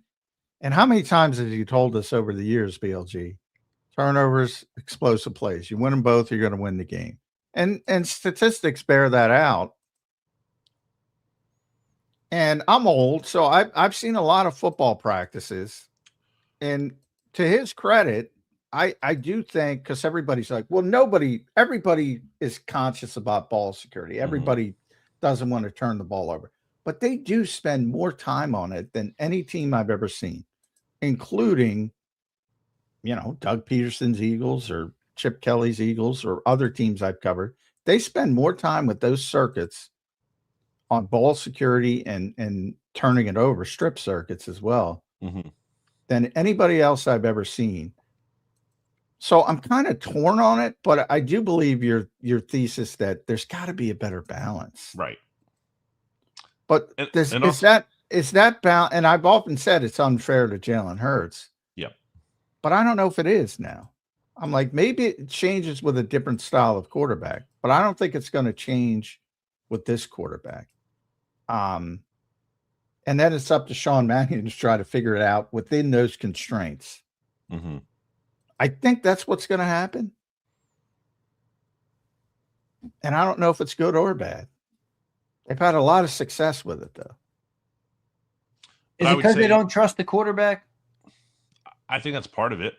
Or, they're trying to control variables, if you want to put it that way. But I mean, two of their best games in the Super Bowl season, like the championship game, the Super Bowl, felt like they kind of opened it up a little bit more, on offense, and weren't just like, let's just play scared. Let's just play scared. Yeah. Like I would argue that when it's 27-0, it's easy to play. Sure. Loose and free. But like, I think they can do a little bit more of that. And I think specifically when you look at like, not all turnovers are equal. If Jalen's going to be throwing a pick because he takes a chance, 60 yards down the field, that's basically a punt at that point, especially if it's on 3rd and long. And why can't you do that a little bit more than just run the ball and give up and punt? Like, I would rather take a chance, and obviously you can get a sack, things can happen, but I'd rather take a chance down the field and maybe have some success on 3rd and long than just run the ball and then punt on 4th down. Which it might seem like I'm nitpicking there, but they do that at a decent amount. And there was actually one point last season, Bo Wolf had a good stat on this, where they were like, I forget it exactly, but a long story short, it was something like they were among some of the highest teams in NFL history of like that running percentage on 3rd and long. Like this is a very extreme. Yeah, case the cowards draw. Well, you know, insane. they were in 3rd and long a lot. I mean, Sure. that kind of makes sense, and that's the goal. I think that's the goal. The goal is to not be on 3rd and long. Sure. Then everything kind of takes care of itself. And we'll see if that part of it shakes out. I do. The odds that this becomes the offense that people want it to be, like a high flying, high octane, whatever adjective you want to describe, are very small for me. How much more optimistic are you than me, or are you? I think the path is there. I don't think it's impossible just because of the talent that they have. I will open up the possibility that Manion just is really great. Like, I think there is a path to this happening. I don't think it's impossible. I just don't think it's the most likely path. Because there's a lot of different things that could go wrong, including Manion maybe not being what he's billed to be. By the way, like, I just think it's funny to kind of have, I think it's more than fair game for Eagles fans to be optimistic about him based on what you hope to be true, based on what you hear from the players. That's fair. I would just say that you look at every other fan base, how they're feeling about their new offensive coordinator and how they probably hated the old guy. Like, they're in a similar boat. And I don't think all of these new offensive coordinators are probably going to be good. There's probably some who are not going to be good. So maybe that won't be the case for the Eagles, and their guy will actually be good, but not everyone's guy is going to be good. Everyone's excited about their new coordinator at this point. That's the time of year for optimism, right? Yeah. Even the defensive guys, like the Commanders fans, are like, "Oh, we got this new defensive coordinator, David Blau. He's going to fix it," and their offensive coordinator too. Yeah, exactly. So like, it's just a little funny to me that I think we lose the league-wide perspective sometimes and context of like. It's not just like, oh, well, the Eagles got Sean Mannion, and therefore they got one up on everyone. Maybe they did, but it's also possible they didn't. Yeah, I agree. Bill G, last one real quick. Jalen Carter saga. Does a deal get done this summer or no? I'm going to say no. I think the Eagles kind of want to wait on that one. And it's not usually how they handle it, but it's a little bit different in terms of there's the 5th-year option in play here, so that gives them some more time. I don't think Mr. Drew Rosenhaus and Jalen Carter are necessarily, going to love that approach. Are we going to see a hold-in for the first week? I think that's possible. That's kind of what we saw, I think, in the spring practices there. Mm-hmm. So, do you think the Eagles are right to wait, though? It's one thing to wait. It's another thing to be right. I agree. Yeah, I do. And in most cases, I would say you just have to pay the player. I think, Jalen had like a really kind of disappointing season last year. And look, part of that is the injury baked in there, but that's also a concern moving forward. And, I would change my answer here potentially if I had the medical information that the Eagles did. And if his outlook is looking really clean there, then then I'm certainly more comfortable paying him. I just don't, none of us know that personally. But it's not even just about that too. It's obviously about the, maturity and being able to bank on that as well. So I think I need to, usually I'm not in the mindset of I need to see more, because then, when you need to see more, you need to pay more. But I think in this case, it actually is a situation where you want to see a little bit more before you pay him. Yeah, I'm with you. BLG, thanks for joining in today. Make sure you guys all follow him at Brandon Gouton. Read all his work at bleedinggreennation.com, one of the very best Eagle websites there is. BLG, thank you, brother. We'll catch up with you again soon. Thank you, man. Sounds good, guys. Thanks for having me. All right, see you. There's BLG joining us right here on Birds 365. Johnny Mac, good show today. We got a couple super chats. We'll wrap up with some good conversations with BLG and Mike Gill today about this Eagles team. A lot to discuss in this offseason, John. It feels like everything is out in front of this team. It could either be a good year or this thing could go. This thing could get ugly quick, John. If let's say they win 9 games. I mean, are they blowing it all up? Is the quarterback gone? The coach is gone? The coordinator? I mean, it feels like it could all change. 9 to me is the floor because the defense is so good. That would be a really bad season from the Eagles' perspective. Like, to the point of we never got to Mike Silver's piece on Nick Sirianni today. Yeah. But I thought it was stupid, honestly, John. Well, the one quote I liked is it's always 4th and 1 here, and that's what 9 wins is not going to be acceptable. So somebody's going to have to pay. Right. I mean, but I read the article, and he's talking to me about the press conference and the interview process. I'm like, dude, I'm over that. You know, like I don't. Well, yeah, again, a lot of it I mentioned yesterday was just rehashing of the awful first press conference, which everybody acknowledges, and Nick has used as a teaching tool to his credit. The flower thing, all that stuff has been talked to death, but I do think it was well done, and the part where the expectations, which coming out before training camp, I'm going to be writing about that because I was able to talk to Nick about that. And yeah, they're massive. And they claim they enjoy that, but I don't know if they really do, because to BLG's point about Sean Mannion and lack of experience, and there's and my point of growing pains, I mean, nobody's given that dude growing pains. It's like, go do it. Go do it. Yeah. Well, we'll see what happens. John, 3 super chats to get to before we let you go here. Caleb, what's up, Caleb? He says this. LOL. They better pay Jalen Hurts what he wants. Again, what are the odds of getting a guy that can win a bowl at quarterback? Hashtag man on the mountain.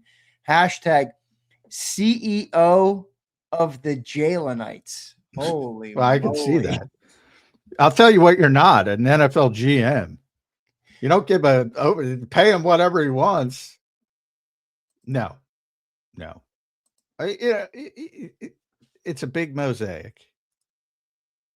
We've talked ad nauseum. We just talked about Jalen Carter. You got to pay Jalen Carter. You got to pay Quinyon Mitchell coming up. You got to pay Cooper DeJean, et cetera, et cetera, et cetera.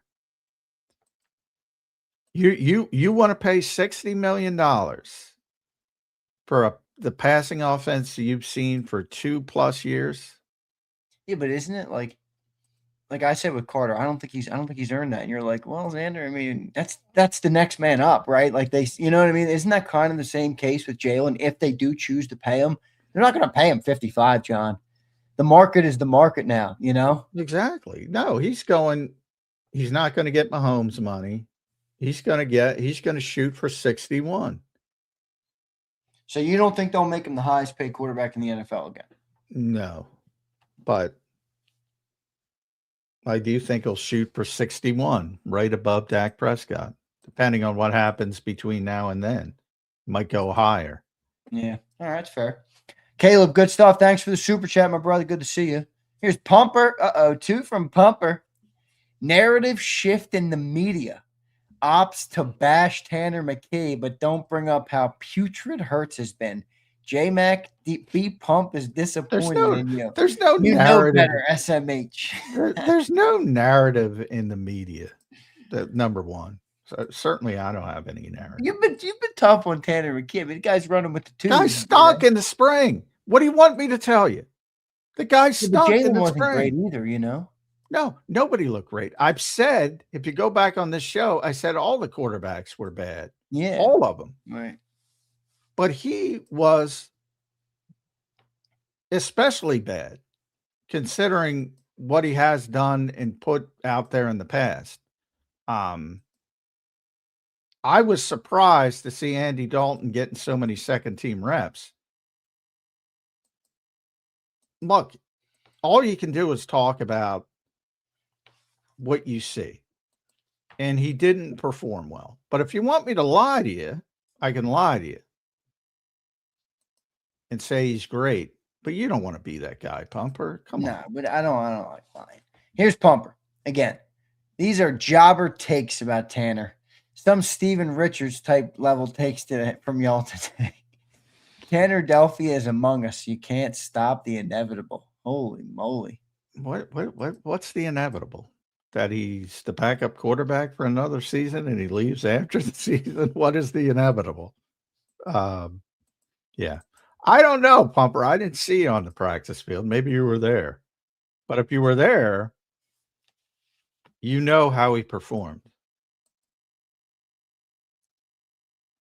You think he'd perform equally as bad with the first team?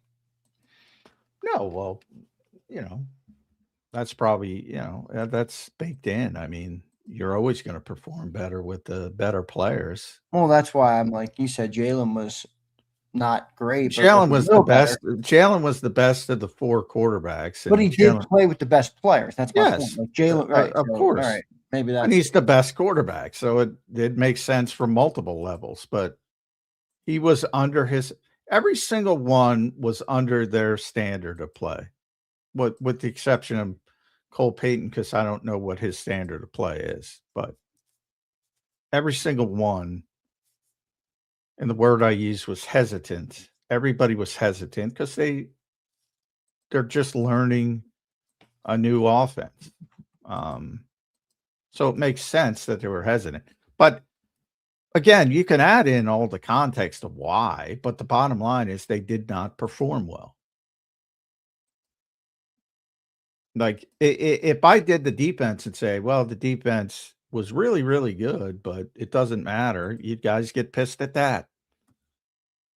There's a lot of reasons why the defense was really, really good, starting with probably that the offense was really, really bad. But it's also a very gifted group. fair enough. John, your final thoughts on a Wednesday edition, my final show here of the week, and I will not talk to you, John, until July 6th, maybe 7th. I don't know. When is that week? I'm gone for 2 weeks. Well, yeah, all the way out. I hope you enjoy the honeymoon. Don't think about Jalen Hurts and the Jalenites and Tanner McKee and the Tannerites. Enjoy your life, Zander. And that's my recommendation. There you go. It's a good final thought for the day, John. John, thank you, my friend. I will catch up with you in a few weeks, man. I'll miss you, John, and I'll talk to you then. All right, dude? All right, buddy. Good luck. Good luck, and be safe in Europe. Thank you, John. Appreciate it, man. See ya. See ya. There's Johnny Mac, John McMullen joining us right here on Birds 365. You can follow him at JF McMullen, the #1 Eagles beat reporter in town. A lot of good conversation on the show today. All right. I'm out of here. I am out of here. You think I'll miss you guys? I might miss you guys. Like I see you guys all fighting in the chat. Classic JAKIB Nation. Everybody fighting in the chats. I will definitely miss it a little bit. All right. You will. I know I will, Original. I'll miss going to battle with you and your Delulu takes. Your Delulu takes. I heard you chirping at me earlier, but you failed to recognize the truth of the matter. All right. Believe me, I'll take a gift. I'll take it. I'll take the gift. All right. Pump, thank you, man. Appreciate you. HKP, good to see you, dude. I appreciate you. Enjoy. Underdog, thank you, brother. I will, man. I'll at least try to. Bruce, no comment, obviously. Thank you, J-Mac. Tony, what's up, dude? Good to see you. Brandon is calling everybody a doomer. Brandon is calling everybody a doomer. All right.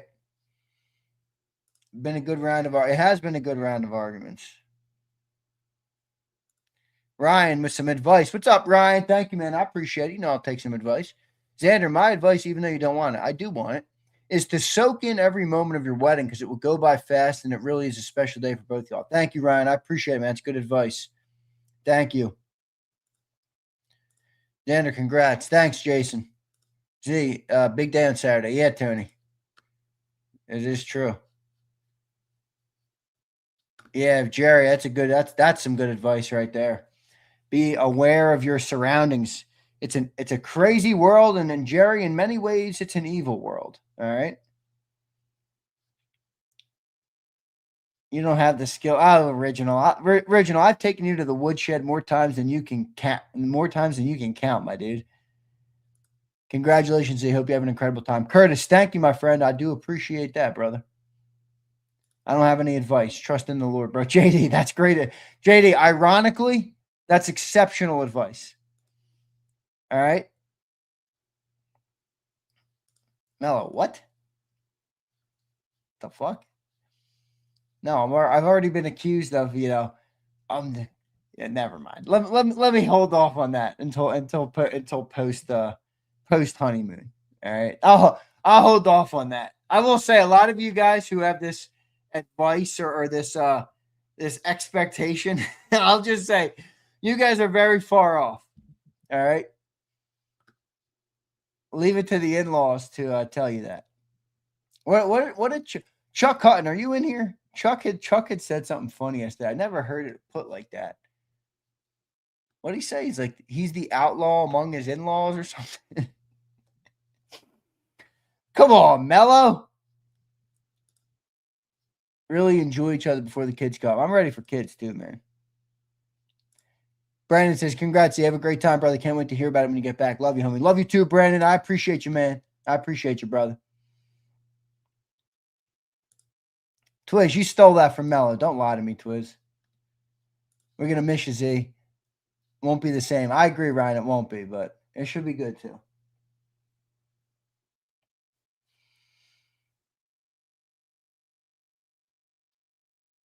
Jalen Hurts not invited to the Pumper. Apparently, I am the Jalen Hurts of Jacob. Nobody. I invited McMullen and Cilio, and both of them they kicked me to the curb. I was like chopped liver, Pump. I should have invited JAKIB Nation. I think I would have had a better attendance. I would have had a much better attendance from JAKIB Nation than I did from the own dudes. My own guys I'm paying. Oh my goodness. Can you believe this?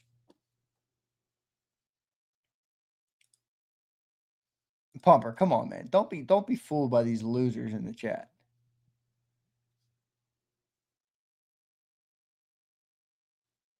Find solidarity with the working class Italians. Have fun. Congrats. Don't let them know you're American. Mayan, I'll make sure I have the spirit of Mayan on my shoulder. Okay? Tony, I know you would, Tony. I know you would. Jalen and eight. No, my joke was that nobody went to their wedding from their teams, so nobody went to my wedding from my team. You know, it is what it is. John and Sills both blew me off. You guys got to give them a hard time about that when I'm gone. You know what the good thing is? At least they won't be able to tell you about my wedding before I can tell you about my wedding. They got no info. You know? They won't be seeing shit. You can try and barter my dad, though. My dad will be hosting the show. He's obviously at my wedding. So J-Mac and Cilio pulled the Jalen Hurts. Yes, they did. They pulled the Jalen Hurts on me.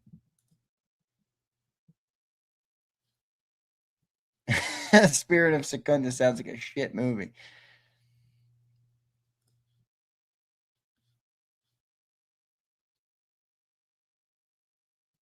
Thanks, Bird Gang Girl. She says, have a good time, Z, and be safe traveling. Congrats to you and wifey. Thank you, Bird Gang Girl. I appreciate you.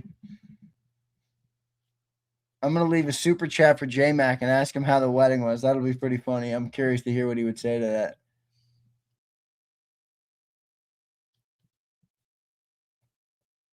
I bet we see zoomed in photos of BLG at the wedding. Can't miss BLG. He's like 6'10". Sauce It Up says, congratulations, Z, and have fun. You leaving today, Z? So I got a busy day. I think I should be good to be on Cilia this afternoon, but tomorrow I'm going to be off the shows completely. My tux yesterday got pushed to today, so I have to go and do that. Then I got to get down the shore. I mean, I got a ton of shit to do, dude. Hopefully my fiance's not listening. I got her a kick-ass wedding gift. We were not going to do them. We were going to be like, hey, let's get each other gifts in Italy. But, yeah, I got her a gift.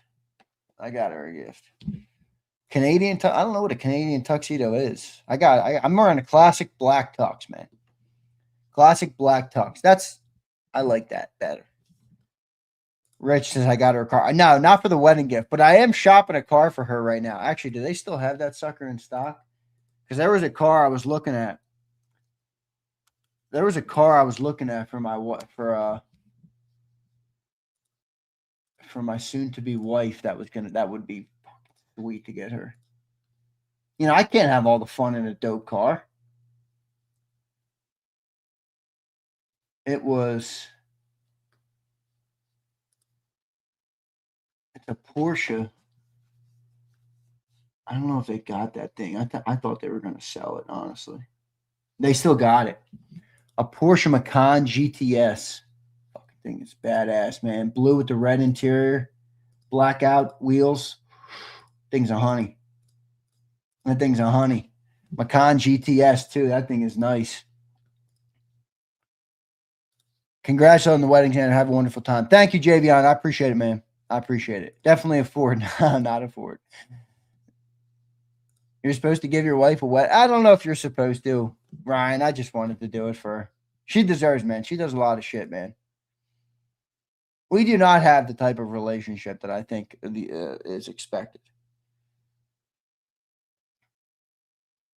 My wife gets to retire post-wedding. How about that? How about that? Wifey's retiring post-wedding. We returned from Italy, and she is a retired lady. She's a retired lady. You know what you know what that means?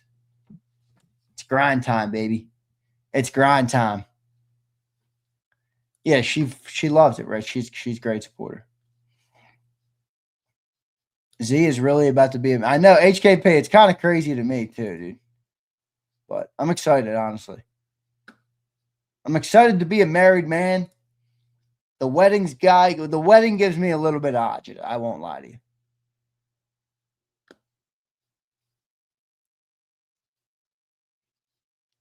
She'll be home. Nah, she's not. She's not that type. She's also a great entrepreneur.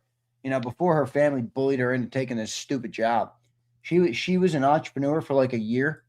And I've been an entrepreneur since I was 16. It's not easy to turn things into money. She was cooking within months. I mean, she was making good money within months. So I was pretty impressed. So she'll be good. I'm not worried about her even in the slightest.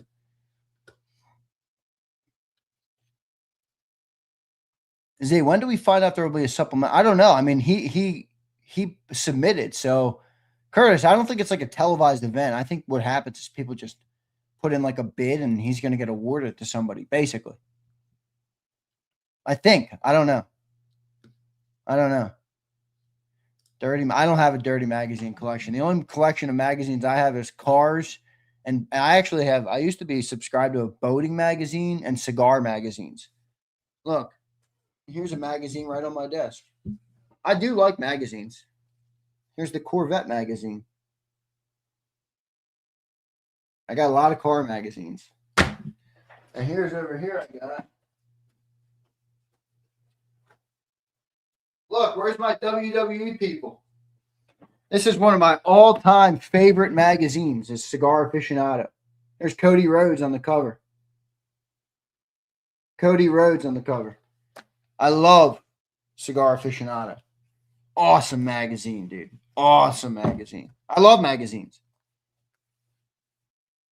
What else? I have a stack of them somewhere. It's like this big.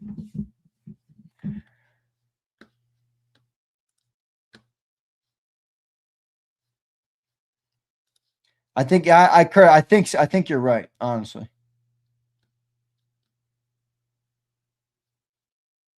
Monday they decide. All right, well, we'll see.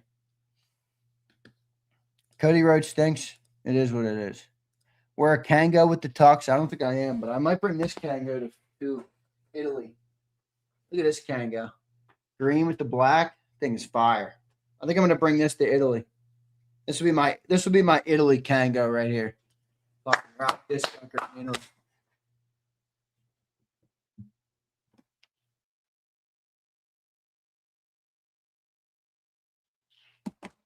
Let's see this Kango. This is a nice Italian Kango right here. Nice Italy Kango.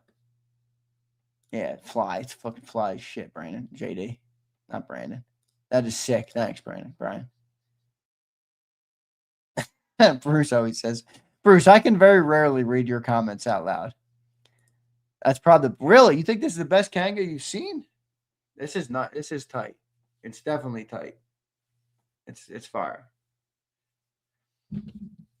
2 weeks without Zander, the voice of reason. Yeah, well, Jerry, you're gonna have to enjoy it. I'll be back before you know it. I'll be back before you know it.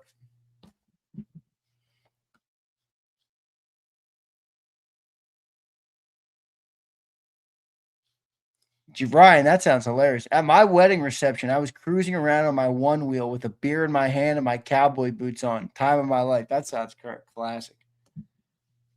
You like the creamsicle? Do I still have? Yeah, creamsicle. I got dark orange there and creamsicle there. My pops loves my Kango collection. He's always taking my Kangos, which I'm happy to do for him. How long after your wedding are you shaving your head? Literally, maybe once I return from Italy, Brian. I'm not going to go bald. I'll just take like a 2 and just go.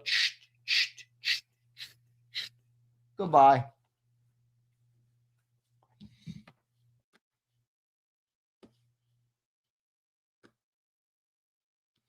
All right, I got to run. I got a lot of work. I got a lot of stuff to do today. I should be on Cilio later, and that will be my last. That'll be my last appearance on JAKIB until after all of the festivities, which are quite long. You know, I got the wedding on Saturday. We got a welcome party on Friday, wedding on Saturday, flying to Italy on Sunday, Rome Monday to Wednesday, Monday to Thursday, I think, or Monday to Wednesday. Then I take the train, I think, to Naples. Then I got a private driver taking us to Sorrento and the Amalfi Coast. Then I go from Sorrento to Praiano. And we stay there. We're going to Capri. We're going to Amal Ravello. We're doing it all. So, you know, a lot of shit happened in the next couple of weeks, but should be all good. I am mostly packed up. So if you guys have any advice on what to pack, let me know. Big Mike, Z, have a blessed wedding day and enjoy your trip to Italy. Say hi to the Pope. Big Mike, I should see him, so it should be good. Thank you, Big Mike. HKP, hell yeah, you deserve it. Nobody worries. HKP, thanks, dude. I appreciate it. Thank you, brother. Congrats. Enjoy all of it. Thank you, man. I will. All right, guys. Love all you guys. I will miss all you guys. All right. Thank you for always supporting me, the channel, JAKIB. I love JAKIB Nation. I don't need friends when I have JAKIB Nation. I mean that. I got my brother, my cousins, and JAKIB Nation. I don't need much more than that. All right. So thank you all for being here. Thank you all for being here every day, supporting what I do. It means the world to me. A big step in my life, and I am excited to do it, to experience it, and it means the world to have obviously the support of all of you guys. So, in a very real way, I do appreciate each one of you guys. Thank you all for all that you do. Thank you for being here. Thank you for making life fun. All right, so hit that like button. And I will catch you guys later. Love all you guys.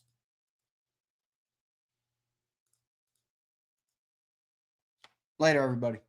EAGLES. Eagles.